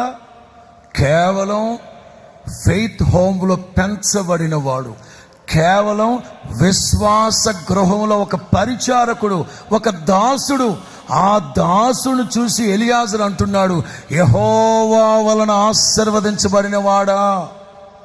ఇక్కడ నేను ఒక మాట చెప్పదలుచుకున్నాను. అదేమిటంటే, అబ్రహాము యొక్క కుటుంబ కథా చిత్రం విని, ఆ పూర్వపురాలన్నీ విని చటుక్క టక్కుమని లాబాన్ అంటాడు, యెహోవా వలన ఆశీర్వదించబడిన వాడా లోపలికి. ఈ 49వ గుడారాల పండగలు ముగించుకొని మీరు వెళ్ళాక మీ మీ ప్రాంతాల్లో ఉన్న వాళ్ళు మిమ్మల్ని గురించి చెప్పాలి. వీళ్ళు దేవుని వలన ఆశీర్వదించబడిన దైవ జనాంగం. ఏ ఒక్కడు మిమ్మల్ని శపించడానికి, దూషించడానికి గడ్డలాడిపోవాలి. బిలాము లాంటి వాళ్ళు ఉంటారు. లంచాలు తీసుకొని మంచాలు వేసి కంచాలు గడుక్కునే కొంతమంది కంచర గాడిదలు ఉంటారు. దేవుని ప్రజల్ని దూషించాలని, ద్వేషించాలని, తొక్కేయాలనుకుంటారు. అట్లాంటి వాళ్ళతో దేవుడు చెప్తారు, వీళ్ళు ఆశీర్వాదానికి వారసులుగా ఉండేందుకు పిలువబడిన వాళ్ళు. రెండో మాట ఇందులో బోయజ్ అంటాడు, కుమారి, అమ్మా కుమారి. ఎంతమంది కుమారులు ఉన్నారు ఇక్కడ? హల్లెలూయా అని ఒకసారి. ఆల్ కుమారీసేనా? అదేలే, సంధ్యాకుమారి, ఆ కుమారి, ఈ కుమారి, ఓ కుమారి, ఉమా కుమారి, ఏదో కుమారి ఉంటారుగా. బోయజ్ అంటాడు, కుమారి, యెహోవా వలన నీవు దీవెన నొందిన దానవు. ఎట్లా తెలిసింది? క్యారెక్టర్. ఎలియాజరేమో ఫ్యామిలీ బ్యాక్గ్రౌండ్ చూసి వెంటనే లాబాను గుర్తుపట్టాడు, ఇతను ఆశీర్వదించబడ్డాడని. రూతును చూసిన వెంటనే తన క్యారెక్టర్ గురించి ఊళ్ళో వాళ్ళందరూ మాట్లాడుకోవడం విని బోయజ్ అంటాడు, కొద్దివారిని కానీ గొప్పవారిని కానీ వెంబడించుటకు నువ్వు దేవుని యెడల భయభక్తులు కలిగి ఉన్నావంట. మునుపటి ప్రవర్తన కంటే వెనకటి ప్రవర్తన మరి ఎక్కువైనది గనక నీవు చెప్పినదంతా నీకు ఊళ్ళో వాళ్ళందరూ చెప్పుకుంటారు, నీ క్యారెక్టర్ గురించి, స్వభావాన్ని గురించి. ఇక మీదట నిన్ను గురించి మీ ప్రాంతాల వాళ్ళు చెప్పుకోవాలి. మీరు యెహోవా వలన ఆశీర్వదించబడిన ప్రజలు, మీ దేవుడు మీతో నిత్య నిబంధన చేసి ఉన్నాడు. ఆమేన్. నిత్య నిబంధనను గురించి ఇంకొక 2 మాటలు పొడిగిస్తాను. ఇర్మియా గ్రంథం 32.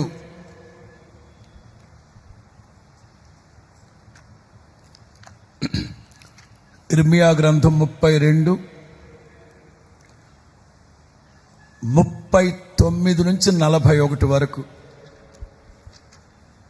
మరియు వారికిని ఇర్మియా గ్రంథం 32, 39 నుంచి 41 వరకు. మరియు వారికిని వారి కుమారులకును మేలు కలుగుటకై వారు నిత్యము నాకు భయపడినట్లు నేను వారికి ఏక హృదయమును ఏక మార్గమును. ఏ హృదయం అట?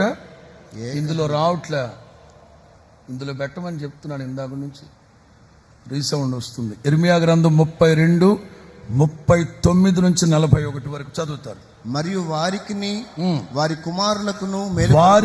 వారి కుమారులకును మేలు కలుగుటకై వారు నిత్యము నాకు భయపడునట్లు నేను వాళ్ళందరికీ ఏక హృదయమును ఏక మార్గమును దయచేస్తాను.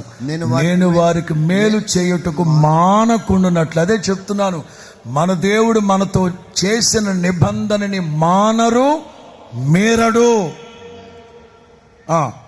నేను వారికి మేలు చేయటం మానకుండానట్లు నిత్యమైన నిబంధనను వారితో చేయుచున్నాను. వారు నన్ను విడవకుండానట్లు వారి హృదయములలో నా ఎడల భయభక్తులు పుట్టించెదను. చాలు. దైవ జనాంగమా, నిన్న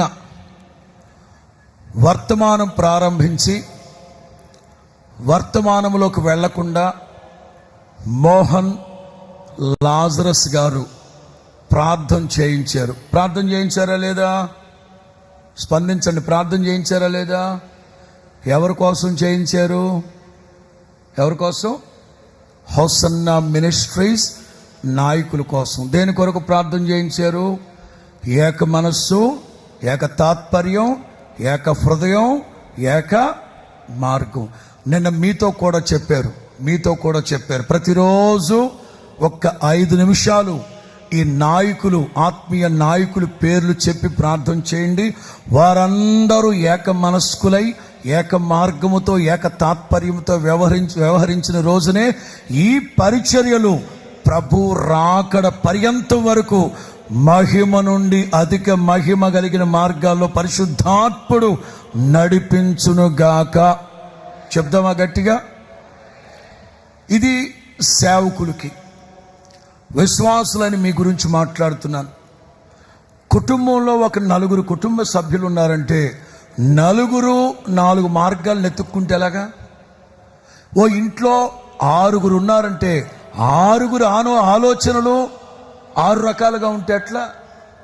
కుటుంబం అంటే ఒక మాట మీద ఉండరా? కూర్చొని మాట్లాడుకోరా? ఐక్యత ఉండదా? దేవుడు మీకు మేలు చేయాలంటే, నిత్య నిబంధన చేసిన దేవుడు మీకు మేలు చేయాలంటే మీరు దేవునికి భయపడే వాళ్ళై ఉండాలి. నేను దేవునికి భయపడుతున్నాను పాస్టర్ గారు అనేవాళ్ళు ఒకసారి హల్లెలూయా అనండి. మంచి దేవుడు మిమ్మల్ని ఆశీర్వదించును గాక. మేలు చేసే దేవుడు ఆయన, మేలు చేయక మానని దేవుడు. ఎందుకు చేయట్లే? ఒకసారి సభలు సమావేశాలన్నీ మానుకొని సంఘస్థులందరి కోసం ఒక్కొక్క కుటుంబాన్ని జ్ఞాపకం చేసుకుని ప్రార్థన చేద్దామని ఒక 1 నెల రోజుల పాటు సభలు సమావేశాలన్నీ మానుకొని ప్రార్థన చేస్తున్నా. 1 నెల రోజులు. అదిగో ఆ కుటుంబం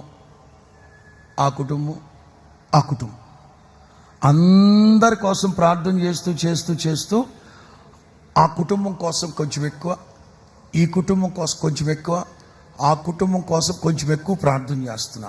ఎందుకంటే ఈ 3 కుటుంబాల్లో దేవుని కార్యాలు జరగట్లే. నా బాధ ఏమిటంటే అందరికంటే దేవునికి, దేవుని పరిచర్యకి, సేవకులకి లోబడి సహకరించే కుటుంబాలు ఈ 3. ఆ 3 కుటుంబాలు ఏదైనా అద్భుతాలు జరిగితే ఇంకా సహాయం చేస్తారు. ఒక్కసారి 100 ఎకరాలు కొనేద్దామని నా బాధ. మీరేం మాట్లాడరు చూడు, మీరేమి స్పందించరు ఈ టైంలో. Baba what a performance you have. ప్రార్థన చేస్తుంటే ప్రభు అన్నారు, వ్యర్థముగా మాట్లాడిన ప్రతి మాటకి లెక్క అప్పగించాలి అన్నాడు. నేను ప్రార్థన మానేసి 1 గంట సేపు మౌనంగా కూర్చున్నాను ఈ బలిపీఠం దగ్గర. కాసేపు అయ్యాక ప్రభు అడిగారు, ఇంకా ప్రార్థన చేసేది ఏమన్నా ఉందా, నేను వెళ్ళనా అన్నారు. మీరు వెళ్తానంటే వెళ్ళండి, మళ్ళీ నువ్వు రోజంతా ప్రార్థన చేస్తానన్నావుగా, ఏం చేస్తామండి? చేయడం ప్రారంభిస్తే వ్యర్థంగా మాట్లాడిన ప్రతి మాటకి లెక్కప్ప చెప్పాలంటున్నారు. ఇంకేం చేస్తాను, ఇక వెళ్తానంటే వెళ్ళు, నేను మౌనం కూర్చుంటాను ఇక్కడ. ప్రభు వెనుతట్టు అడుగుతున్నారు, బాధపడ్డావా? మరి పడరా మరలా ప్రభు ఎంత సుకుమారంగా అడుగుతాడు, బాధపడ్డావా? మరి బాధపడమండి, నేను వ్యర్థంగా ఏం మాట్లాడాను? కడుపు కట్టుకొని ఉపవాసం ఉండి ప్రార్థన చేస్తుంటే కుటుంబాల్లో కార్యాలు చేయమని ప్రభు అన్నారు. ఆ 3 కుటుంబాలు నీకు భయపడుతున్నాయి, నాకు భయపడట్లే. నాకు భయపడే వాళ్ళకి కదా నేను కార్యాలు చేసేది. మరి వ్యర్థంగా మాట్లాడిన ప్రతి మాట అంటే ఏంటి ప్రభు అంటే, పిచ్చాడా?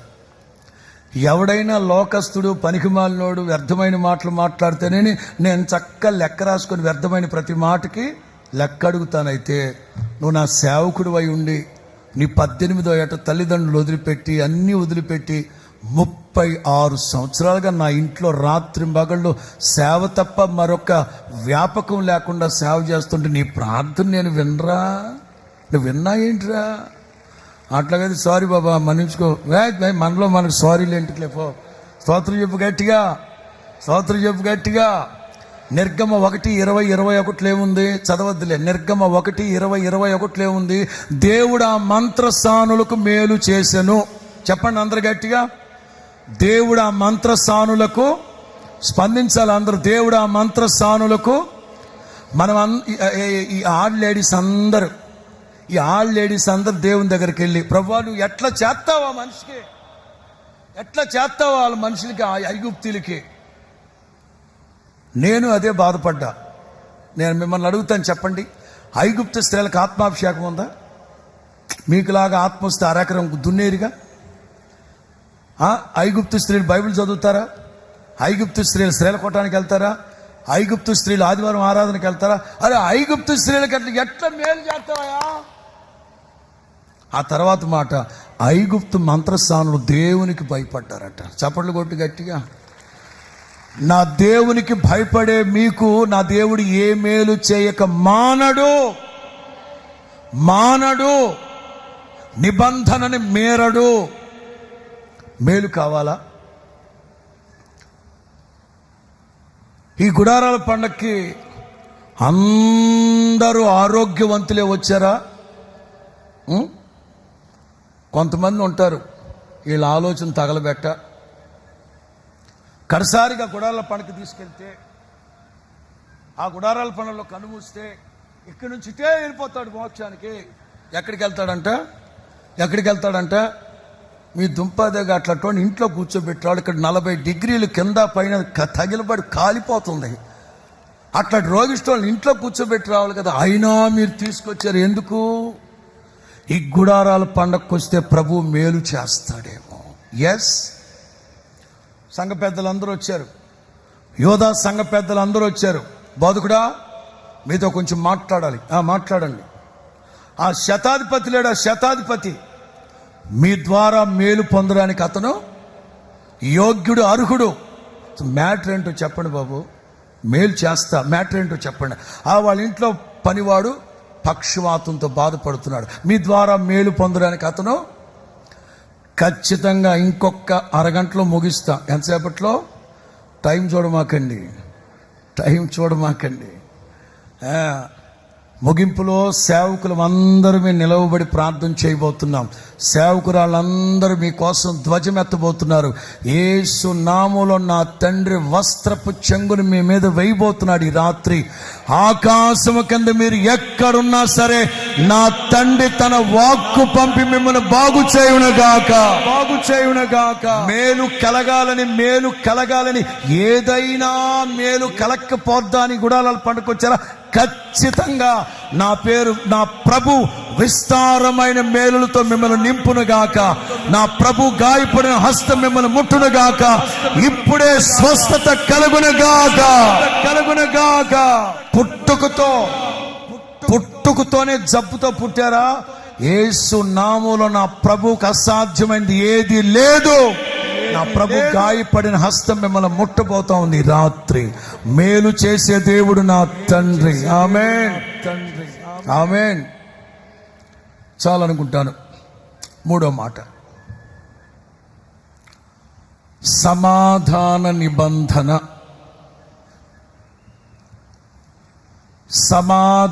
నిబంధన.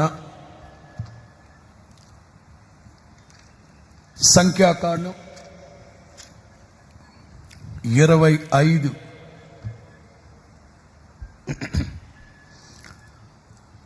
సంఖ్యాకాండం 25వ అధ్యాయం 10, 11, 12, 13 కూడా. 10, 11, 12, 13. కానీ 12, 13 చదువుకుందాం. కాబట్టి నీవు అతనితో ఇట్లనుము. 12, 13 చదువు. 11 నుంచి వచ్చేసింది. లేకపోతే వారి మధ్యను నేను ఓర్వలేని దానిని దేవుడు చెప్తున్నారు. ఇశ్రాయేలీల మధ్యలో నేను ఓర్వలేని దానిని తాను ఓర్వలేకపోవట వలన. ఎవరతను? ఫీనెహాస్. ఎవరతను? ఫీనెహాస్. ఇశ్రాయేలీయుల మీద నుండి నా కోపము మళ్లించెను. ఇశ్రాయేలీయుల మీద నుండి నా కోపము మరలించెను గనక నేను ఓర్వలేక ఉండి ఇశ్రాయేలీయులను నశింప చేయలేదు. గొప్ప దేవుడు కదా, జాలి కలిగిన దేవుడు కదా. కాబట్టి నీవు అతనితో ఇట్లను. అతనితో నేను నా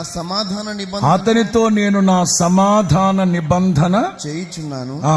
అది నిత్యమైన యాజక నిబంధనగా అతనికి అతని సంతానమునకును కలిగి ఉండును. ఎందుకంటే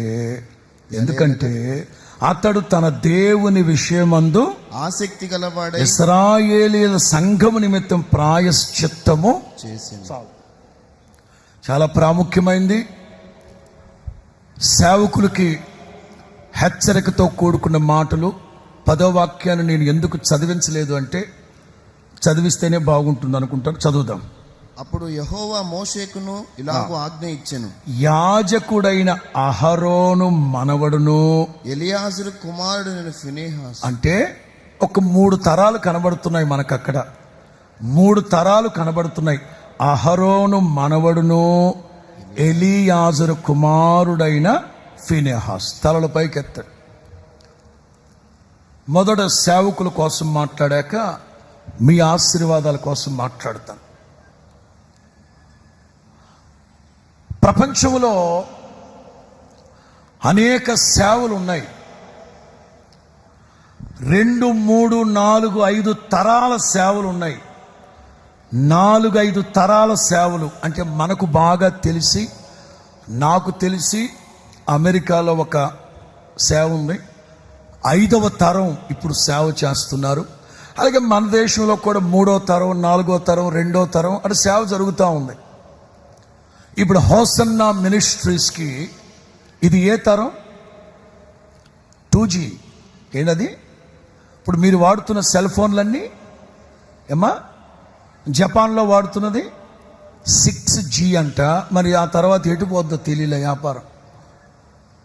ఇప్పుడు హోసన్నా మినిస్ట్రీస్లో 2nd జనరేషన్ వెళుతూ ఉంది. కాలక్రమేణా 3rd జనరేషన్, 4th వస్తుంది. ప్రపంచ ప్రఖ్యాతిగాంచిన సంస్థలు, సేవకులు, సంఘాలు, గొప్ప గొప్ప పరిచర్యలు మహామహిమకరంగా ప్రారంభించి, ఉన్నతమైన ఆశలతో ప్రారంభించి, ఆత్మల భారమే పరమావధిగా ప్రారంభించి, ఆ తర్వాత జనరేషన్స్ ఆ తర్వాత తరాలు ఏ విధంగా మార్చబడిపోయి, ఎలాంటి పరిస్థితుల్లో వాళ్లే కానీ, వాళ్ళ కుటుంబాలే కానీ, వాళ్ళ సంఘాలే కానీ, వాళ్ళ పరిచర్యలే కానీ మహిమతో ప్రారంభించి లోకములో కాలక్రమేణా లోకంలో పడిపోయి పతనమైపోయిన పరిస్థితులు. కారణం ఏంటంటే, ప్రారంభించిన నాయకులు ఉన్నారే వాళ్ళు దేవుని మనస్సు, నేను ఒక మాట చెప్తున్నాను ఏంటంటే, దేవుని మనస్సు ఎలాంటిదో ఫీనెహాసు మనస్సు కూడా అలాంటిదే.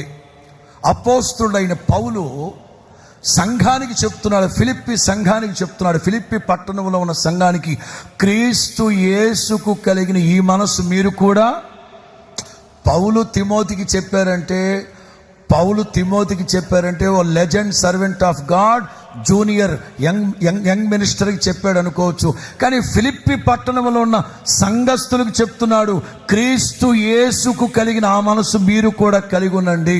ఇంత బోధలు బోధిస్తూ ఉన్న మేమైనా సరే, ఇన్ని బోధలు వింటున్న మీరైనా సరే, మెట్టుకి మనం అందరము క్రీస్తు యేసుకు కలిగిన మనస్సు కలిగిన వాళ్ళమై, పరిశుద్ధమైన మనస్సు కలిగిన వాళ్ళమై, పవిత్రమైన మనస్సు కలిగిన వాళ్ళమై, మనమే కాదు మన సంఘమేనైనా మన మినిస్ట్రీ పరిశుద్ధతయే పరమావధిగా ముందుకు సాగాలి. ఇందాక దైవజనుడు చెప్పాడు, మన దేవుడు ఎవరు? పరిశుద్ధుడు, పరిశుద్ధతలో మహనీయుడు.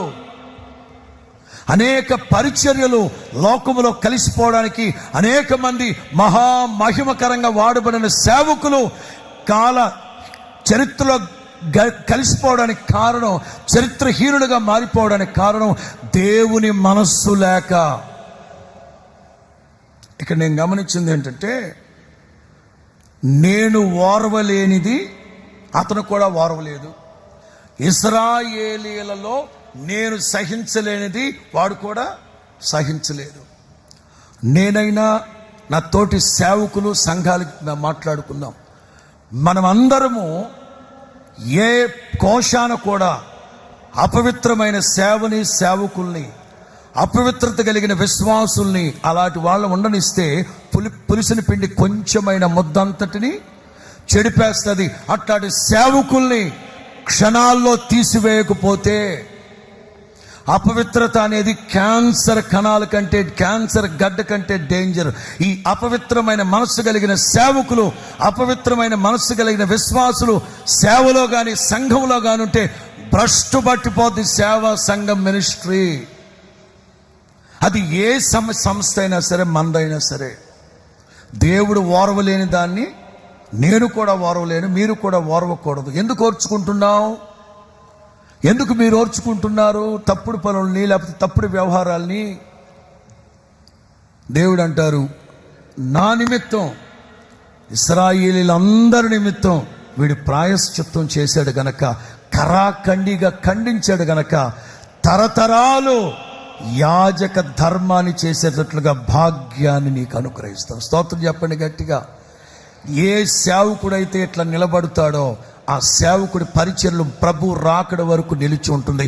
ఏమాత్రం అపవిత్రమైన సేవకుని కానీ సేవకురాలను కానీ విశ్వాస కానీ సహించకుండా, దేవుడు సహించినట్లుగా ఇతను కూడా సహించకుండా ఒక్కసారిగా గుడారంలోకి ఈట వేస్తే దెబ్బకి భూమిలోకి దిగిపోయింది. అపవిత్రతని, ప్రాచీన స్వభావాన్ని, దాని క్రియలతో కూడా పాతి పెట్టాలి యేసు నామములో. స్తోత్రం చెప్పు గట్టిగా. సమాధాన నిబంధనలో మీకు అవసరమైన దైవ ఆశీర్వాదాలు చెప్తాను, పొందుకోండి. యెహెజ్కేలు గ్రంథం 34, యెహెజ్కేలు గ్రంథం 34వ అధ్యాయం 25వ వాక్యం. యెహెజ్కేలు గ్రంథం 34:25. మరియు అవి అరణ్యంలో నిర్భయముగా నివసించినట్లును, మీరు అరణ్యములో నిర్భయముగా నివసించున్నట్లు, అడవిలో నిర్భయముగా పండుకున్నట్లును, అడవిలో నిర్భయముగా పడుకునేటట్లు నేను వారితో సమానార్థన నిబంధన చేయుదును. దుష్ట మృగములు దేశములోకి రాకుండా చేస్తా. సమాధానార్థ నిబంధనలో ఆశీర్వాదకరమైన అనుభవాలు ఏంటంటే, అరణ్యమైన, అడవైన, భీకర ధ్వని కలిగి పాడైపోయిన ఎడారైనా, అరణ్యమైన నిర్భయముగా మీరు జీవించేటట్లుగా, ఏ దుష్ట మృగాలు మిమ్మల్ని భయపెట్టకుండా, బెదిరించకుండా, సవాలు విసరకుండా, ఏ ఒక్క హాని మీకు కలగకుండా మీతో సమాధాన నిబంధన చేస్తున్నాను. స్తోత్రం చెప్పు గట్టిగా. ఈ 49వ గుడారాల పండుగల 2వ రాత్రి నా ప్రభు బాహువు చాపి మీ అందరితో సమాధాన నిబంధన చేస్తూ ఉన్నాడు. మిమ్మల్ని ఎవరు భయపెడుతున్నారు? మిమ్మల్ని ఎవరు భయపెడుతున్నారు? ఏ పరిస్థితులు మిమ్మల్ని భయపెడుతున్నాయి? ఎందుకు భయపడుతున్నారు? నిద్దట్లో ఉలిక్కిపడి లేస్తున్నారు. భవిష్యత్తును గురించి భయపడుతున్నారా? ఉద్యోగ స్థిరత లేక భయపడుతున్నారా? లేకపోతే పదవి కలిగిన వాళ్ళు మిమ్మల్ని భయపెడుతున్నారా? ఎందుకు భయం? ఒక్కసారి ఆలోచించిన దైవ జనాంగమా, ఏ భయాలు మీ గుండెల్లో పెట్టుకొని ఈ గుడారాల పండుగలకు వచ్చారో, ఏ భయాలు మిమ్మల్ని వెంటాడుతున్నాయి, ఏ భయాలు మిమ్మల్ని తరుముతా ఉన్నాయి, ఏ భయాలు మీ గుండెల్లో గుబులు పట్టిస్తున్నాయి, ఎందుకు మీరు కలత చెంది దిగులు పడిపోయి కృంగిపోయి చచ్చిపోతే బాగుండు, అసలు ఈ బ్రతుకు అనవసరం, ఈ భయం చేత ఆయు క్షీణమైపోతుంది అనుకున్నారా? దేవుడు మనకు పిరికి ఆత్మనివ్వలేదు. దుష్ట మృగాలు మీకు ఏ కీడు చేయకుండా వాటన్నింటిని నా దేవుడు లయపరచునుగాక. మీ కుటుంబాల కోసం ఆలోచించండి, మీ పిల్లల కోసం ఆలోచించండి. ఏదైతే మీరు భయపడుతూ ఉన్నారో, నేను మరలా చెప్తున్నాను, ప్రభు పేరట మీకు చెప్తున్నాను, మీ చెవుల నిండా దుర్వార్తలు వినబడుతూ ఉన్నా సరే లెక్క చెయ్యొద్దు. పొరపాటున ఏ దుష్టుడు మీ మీదికి రాకుండా, మీకు ఏ కీడు చేయకుండా నా ప్రభు మీ చుట్టూ, మీ కుటుంబాల చుట్టూ అగ్ని కంచె వేయునుగాక. నేను చెప్పాను కదా ఇందాక, సన్హెరీబ్ అనేవాడు హిజ్కియాకి బెదిరింపు ఉత్తరాలు రాస్తా ఉన్నాడు. ప్రజల్ని భయపెడుతున్నాడు. మీ సేవకులు దేవుని పేరు చెప్పి మిమ్మల్ని మోసం చేస్తున్నారని ప్రజల్లో కలవరాలు పుట్టిస్తూ వెచ్చలవిడిగా మాట్లాడుతున్నాడు. సన్హెరీబ్ అనే దుర్మార్గుడు, దుష్టుడు, నీచుడు, నికృష్టుడు అస్తమాట్లో బెదిరింపు ఉత్తరాలు రాస్తున్నాడు. చేతగాని దద్దమ్మ హిజ్కియా దేవుని పాదాలు పట్టుకున్నాడు. జరిగింది ఏమిటో తెలుసా? రాత్రి దేవుడు మాట్లాడుతున్నాడు. యెషయా గ్రంథం 37వ అధ్యాయం 33-35. కాబట్టి అష్షూరు రాజును గూర్చి 33, 35 చదువుతారు. కాబట్టి అష్షూరు రాజును గూర్చి అష్షూరు రాజును గురించి యెహోవా ఇలాగు సెలవిస్తున్నాడు, అతడు ఈ పట్టణంలోనికి రాడు, ఈ పట్టణానికి మీ ఇంటికి రాడు, మీ కుటుంబం మీద దాడి చేయడు, దాని మీద ఒక బాణమైనను ప్రయోగింపడు. వాడు వేసే బాణాలు అగ్ని బాణాలు, చెత్త బాణాలు, ఆ చెప్పాలి గట్టిగా హల్లెలూయా, చెప్పాలి గట్టిగా హల్లెలూయా, చెప్పాలి గట్టిగా. నాలుగో మాట దినవృత్తాంతాల 2వ గ్రంథం 13, 5వ వాక్యం. 2 Chronicles chapter 13 verse 5. ఇశ్రాయేలు రాజ్యమును ఎల్లప్పుడూ ఏలునట్లుగా ఇశ్రాయేలు దేవుడైన యెహోవా దావీదుతోను అతని సంతతితోను భంగము కాజాలని నిబంధన చేసి, ఉప్పు నిబంధన, భంగము కాజాలని. ఇది నేను ఎలా పోలుస్తున్నానంటే, నిత్యము రాజ్యము చేయునట్లు క్రొత్త నిబంధన క్రైస్తవ సమాజాన్ని దైవజనుడైన పేతురు ఎలా పోలుస్తున్నారంటే, ప్రభు మనల్ని చీకటిలో నుండి ఆశ్చర్యకరమైన వెలుగులోనికి తీసుకొచ్చారు. ఎందుకంటే ఆయన గుణాతిశయాలను మనం ప్రకటించాలి, ప్రచురించాలి, రాత్రింబగళ్ళు కొనియాడాలి. అలా చెప్తూ మనం ఎవరమో తెలుసా? రాజులైన యాజక. చెప్పండి, రాజులైన యాజక అంటే మన దేవుడు మనలో ఎప్పుడు కోరుకునేది ఏమిటో తెలుసా? నిత్యము రాజ్యమును ఏలుబడి చేయునట్లు. అంటే మన దేవుడు మనలో కోరుకునేది ఏమిటంటే జయము. నా పేరు పెట్టబడిన నా ప్రజలు అపజయం పాలైపోకూడదు, ఎవరి దగ్గర తలదించకూడదు, ఎవరి దగ్గర వంగకూడదు, ఎక్కడ తగ్గకూడదు, ఎక్కడ అవమానాలు పాలవ్వకూడదు. ఇది మన దేవుడు కోరుకునేది. కానీ మనమేమో చిన్న విషయాల్లో వంగిపోతూ సాతాను గారి దగ్గర వాడితో కుమ్మక్కైపోయి, వాడితో సిండికేట్ అయిపోయి, ఇక వాడితో ఎందుకులే గాలివాటానికి తెరసాప తిప్పేసి వెళ్ళిపోదామని కొట్టుకొని వెళ్ళిపోతా ఉన్నాం. కానీ ఎదురు ఏదాలి, ఎదురు దెబ్బలు తగిలి ఎదురు తిరిగే ధైర్యం వస్తుంది. ఎవరి గురించి చెప్పారు నేపథ్యం? దావీదు కుమారుడు పేరు సొలొమోను. చెప్పండి, దావీదు కుమారుడు పేరు సొలొమోను, కుమారుడు పేరు రెహబాం. చెప్పండి, సొలొమోను కుమారుడు పేరు రెహబాం, కొడుకు పేరు అబీయా. చెప్పండి, రెహబాం కొడుకు పేరు, దావీదు కొడుకు పేరు సొలొమోను కొడుకు పేరు రెహబాం. సొలొమోను సైన్యాధిపతి పేరు యెరోబాం. పనికిమాలినోడు, 8 లక్షల మంది పనికిమాలినోడు పెట్టుకొని అస్తమాట్లు దేవుని పెద్దల మీద దండెత్తి వస్తాడు. పనికిమాలిన 8 లక్షల మందిని పెట్టుకొని ఉన్నాడు. అంటే ఒక్క మాటలో చెప్పాలంటే దావీదు మునిమనవడి మీద, దావీదు కొడుకు సొలొమోను కొడుకు రెహబాం కొడుకు అబీయా. అంటే 4వ తరపు సంతతి మీద ఇట్లాంటి దుష్ట శక్తులు లేస్తానే ఉంటాయి. కానీ దేవుడు కోరుకున్నది ఏమిటంటే తరతరాలు మీరు రాజరికం అంటే విజయోత్సవాల బాటలో సాగాలి. ప్రతి స్థలమందు, ప్రతి సమయమందు మీరు విజయోత్సవాలతోనే ముందుకు వెళ్ళాలి. మీరు జయించుకుంటూ రండర్రా, మీ జై జెండా నేను పట్టుకొని వెళ్తాను. ముందుగా యెహోవా నిస్సి అంటే ఏంటి అర్థం? యెహోవా నిస్సి అంటే అర్థం ఏంటి?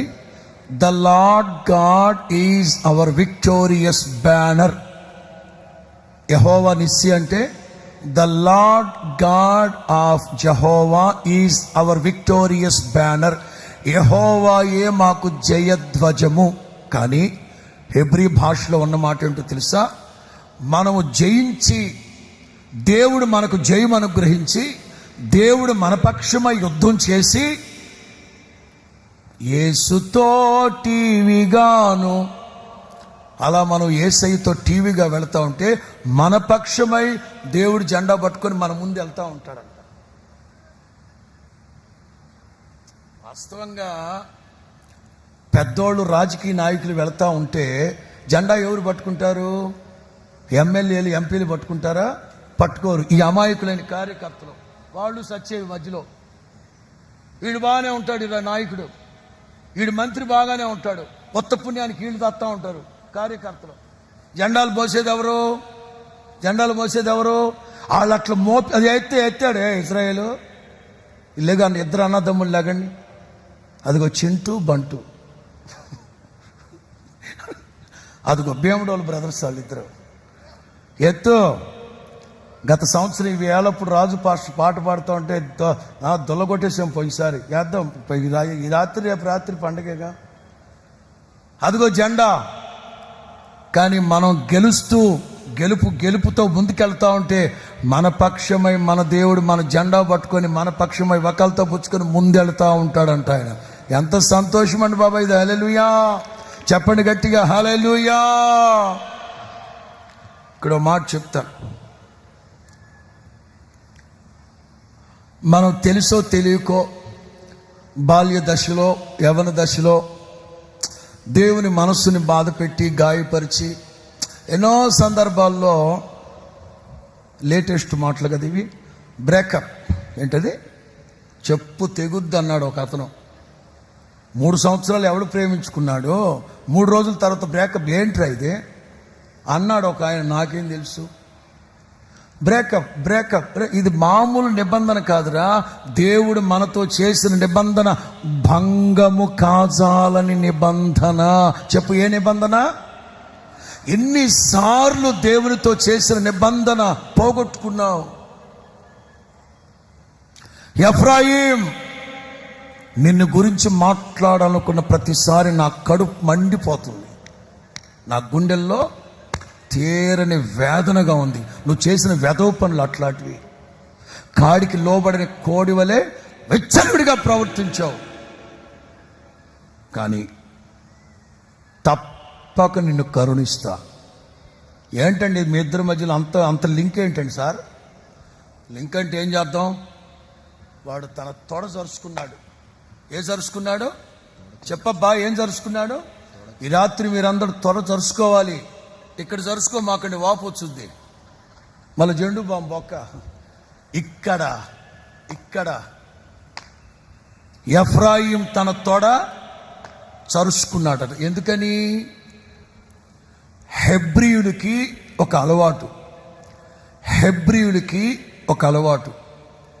దేవునితో నిబంధన చేసేటప్పుడు ఒక చేతిని పైకెత్తాలి, రెండో చెయ్యి తొడ కింద పెట్టాలి. దేవునితో నిబంధన చేసేటప్పుడు ఒక చేతిని పైకెత్తాలి, రెండో చేయి తొడ కింద పెట్టి ప్రమాణం చేయాలి. ఇప్పుడు ఎఫ్రాయిము బాల్య దశలో తెలిసి తెలియని వయసులో ఎన్నోసార్లు దేవునితో నిబంధనలు బ్రేకప్ చేసుకున్నాడు, భంగపరుచుకున్నాడు, భంగపాటుకు గురయ్యాడు. ఎప్పుడైతే శిక్ష ఎక్కువైపోతుందో వెంటనే దేవునితో చేసుకున్న నిబంధనలన్నీ నిద్రపోతూ ఉన్నాయి, వాటిని మేలు కొలుపుతా ఉన్నాడు. నా ప్రాణమా మేలుకో. ఈ రాత్రి దైవజనాంగమా, నా దేవుడు మాత్రం మేరడు మానడు. మీతో చేసిన నిబంధన నేను ఎన్నడును మేరను మానను. మీరు ఎన్నోసార్లు బ్రేకప్ చేసుకున్నా. చేతులెత్తి సభాముఖంగా సవినయంగా మిమ్మల్ని బ్రతిమలాడుతున్నాను. ఈ రాత్రి వాటన్నింటిని జ్ఞాపకం చేసుకుని ఒప్పుకొని విడిచిపెట్టండి. నా దేవుడు మీతో నిత్య నిబంధన చేయును గాక. తొలగిపోని రద్దుపరచజాలని 89వ కీర్తనలో దావీదుతో చెప్తాడు. రద్దుపరచని తొలగిపోని నిబంధన నేను దావీదుతో చేశాను. ఎవరైతే నన్ను అవమానించారో వాళ్ళని అవమానపరుస్తాను, ఎవరైతే దావీదుని ఘనహీనంగా చేశారో వాళ్ళని ఘనహీనపరుస్తాను. నేను రద్దుపరచని ఒక భంగము కాజాలని నిబంధన మీతో చేస్తాను. 49వ గుడారాల పండుగ స్పెషల్ ఆఖరి మాట, క్రొత్త నిబంధన. ఆఖరి మాట, క్రొత్త నిబంధన. ఇర్మియా గ్రంథం 31,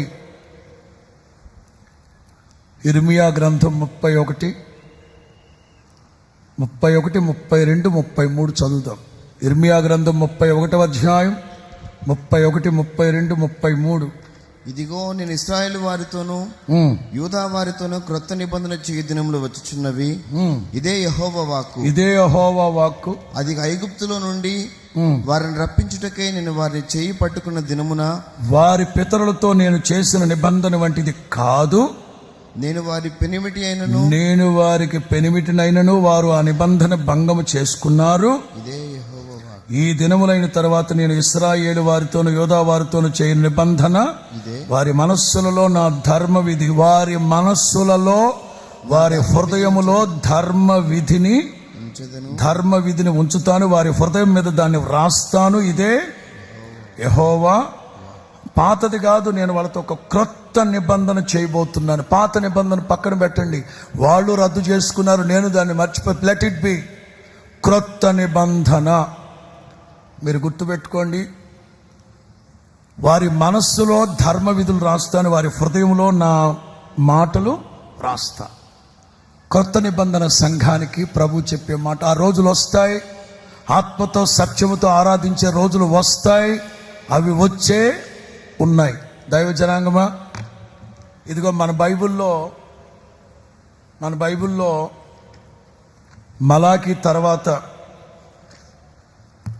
మలాకీ గ్రంథం తర్వాత మత్తయి సువార్త ప్రారంభంలో దేశ భాషలందు తెలుగు దాకా మన సహోదరుడు విజయ్ చెప్పారు. తెలుగుని నేను అభిమానిస్తాను, తెలుగులో చాలా చక్కగా వివరించారని. ఎస్, దేశ భాషలందు తెలుగు మన ప్రభువును రక్షకుడినైన యేసు క్రీస్తుని గూర్చిన క్రొత్త. దొరసాన్లు కానీ దొరబాబులు కానీ చెప్పండి, ఇంగ్లీష్లో ఏముంటుందో. ఓల్డ్ టెస్టిమెంటు, న్యూ టెస్టిమెంట్ అని ఉంటుంది. టెస్టిమెంట్ కాదు, covenant. New covenant, old covenant. పాత నిబంధన, క్రొత్త నిబంధన. అందుకే చెప్తున్న దేశ భాషలందు తెలుగు లెస్స. కాకపోతే కొన్ని స్మాల్ హచ్ బేబీస్ అన్నీ విదేశాల్లో ఉన్నారు కనుక వాళ్ళ కోసం జస్ట్ ఇంగ్లీష్ ముక్కలు అనమాట. స్తోత్రం చెప్పు గట్టిగా. క్రొత్త నిబంధన ఏమిటా? క్రొత్త నిబంధన యేసు క్రీస్తు క్రొత్త నిబంధన సంఘం కోసం తన యవ్వన రక్తాన్ని, నిష్కలంకమైన రక్తాన్ని కార్చాడు. ఇది మీ కొరకు విరవబడబోతున్న నా నిబంధన శరీరం. ఈ పాత్రలోనిది నా నిబంధన, క్రొత్త నిబంధన రక్తం. ఎవరైతే రక్త మాంసాలు పుచ్చుకుంటారో, ఎవరైతే సహవాసంలో నిలిచి ఉంటారో వాళ్ళందరితో చేసిన నిబంధనే క్రొత్త నిబంధన. నిర్గమకాండం 24 ఈ ఒక్క వాక్యాన్ని చదివి బైబిల్లో మూతేద్దాం.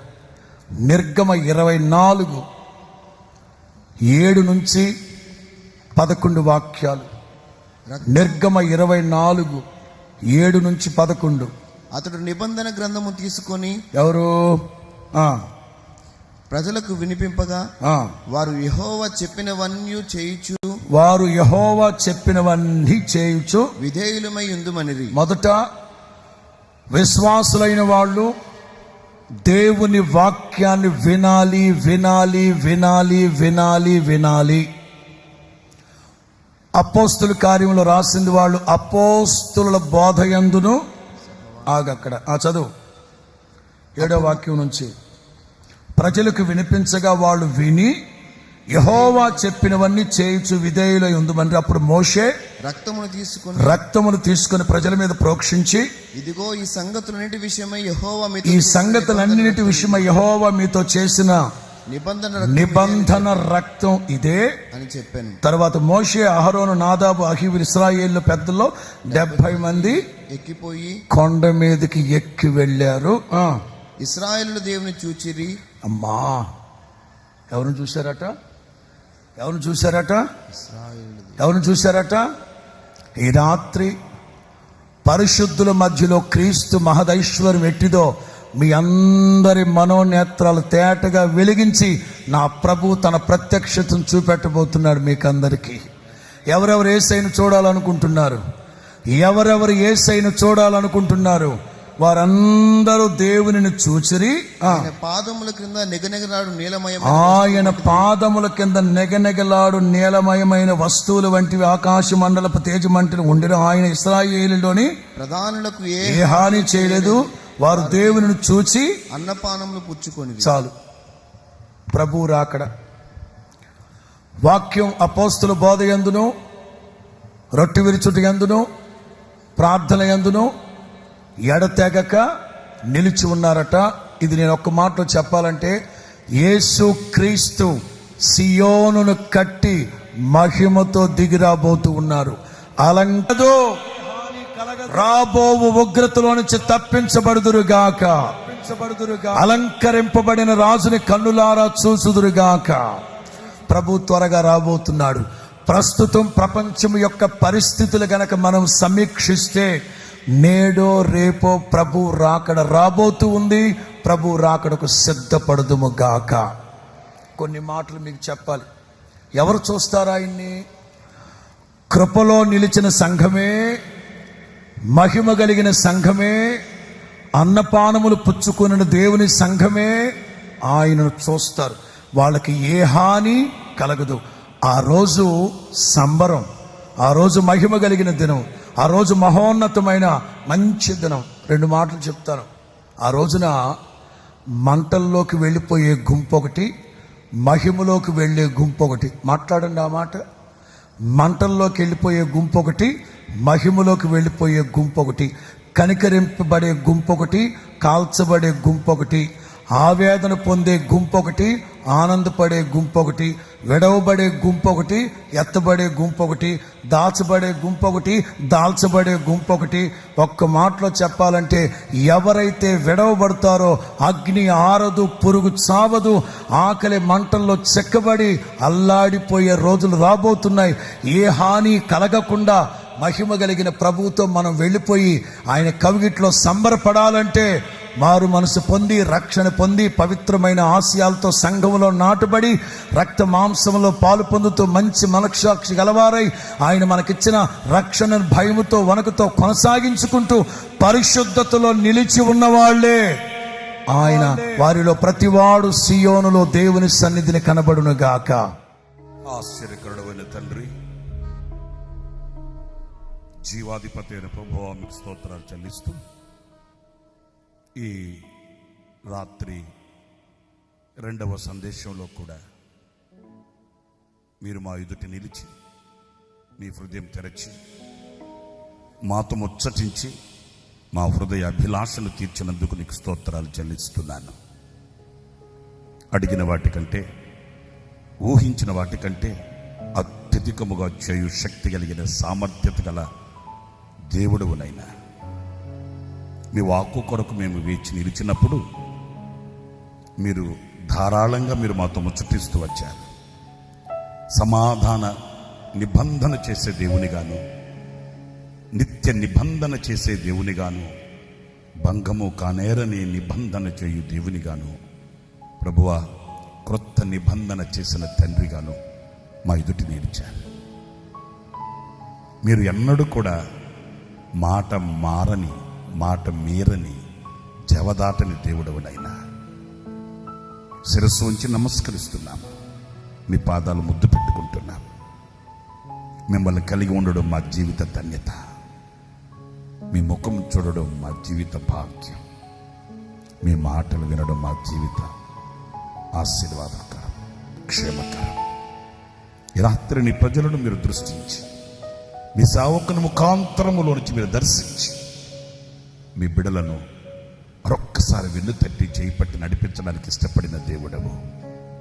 తీర్మానం చేసుకున్న ప్రతి బిడ్డను, ప్రతి వ్యక్తిని కడవరకు విశ్వాసమునకు కర్తయు, దానిని కొనసాగించు దేవుడుగా మీరు నిలిచి మీ బిడ్డలను దీవించమని ఈ రాత్రి 2వ సందేశం ద్వారా మా హృదయములను తెప్పరలు చేసినందుకు మీకు ఏమిచ్చి రుణం తీర్చుకోగలం.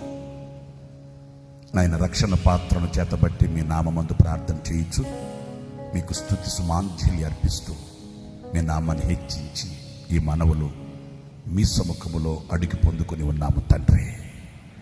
ఆమేన్, ఆమేన్. మన ప్రభువు అయిన యేసుక్రీస్తు కృప, తండ్రి అయిన దేవుని ప్రేమ, పరిశుద్ధాత్మనందలి అన్యోన్యమైన సహవాసం, సన్నిధి, సముఖం సకల కోటి పరిశుద్ధులకును ఈ ఆవరణములో నిలిచిన వారికి లైవ్ ద్వారా ఈ మాటలు వినిన ఒక్కొక్కరికి సదాకాలం తోడయుండి నడిపించుగాక. ఆమెన్.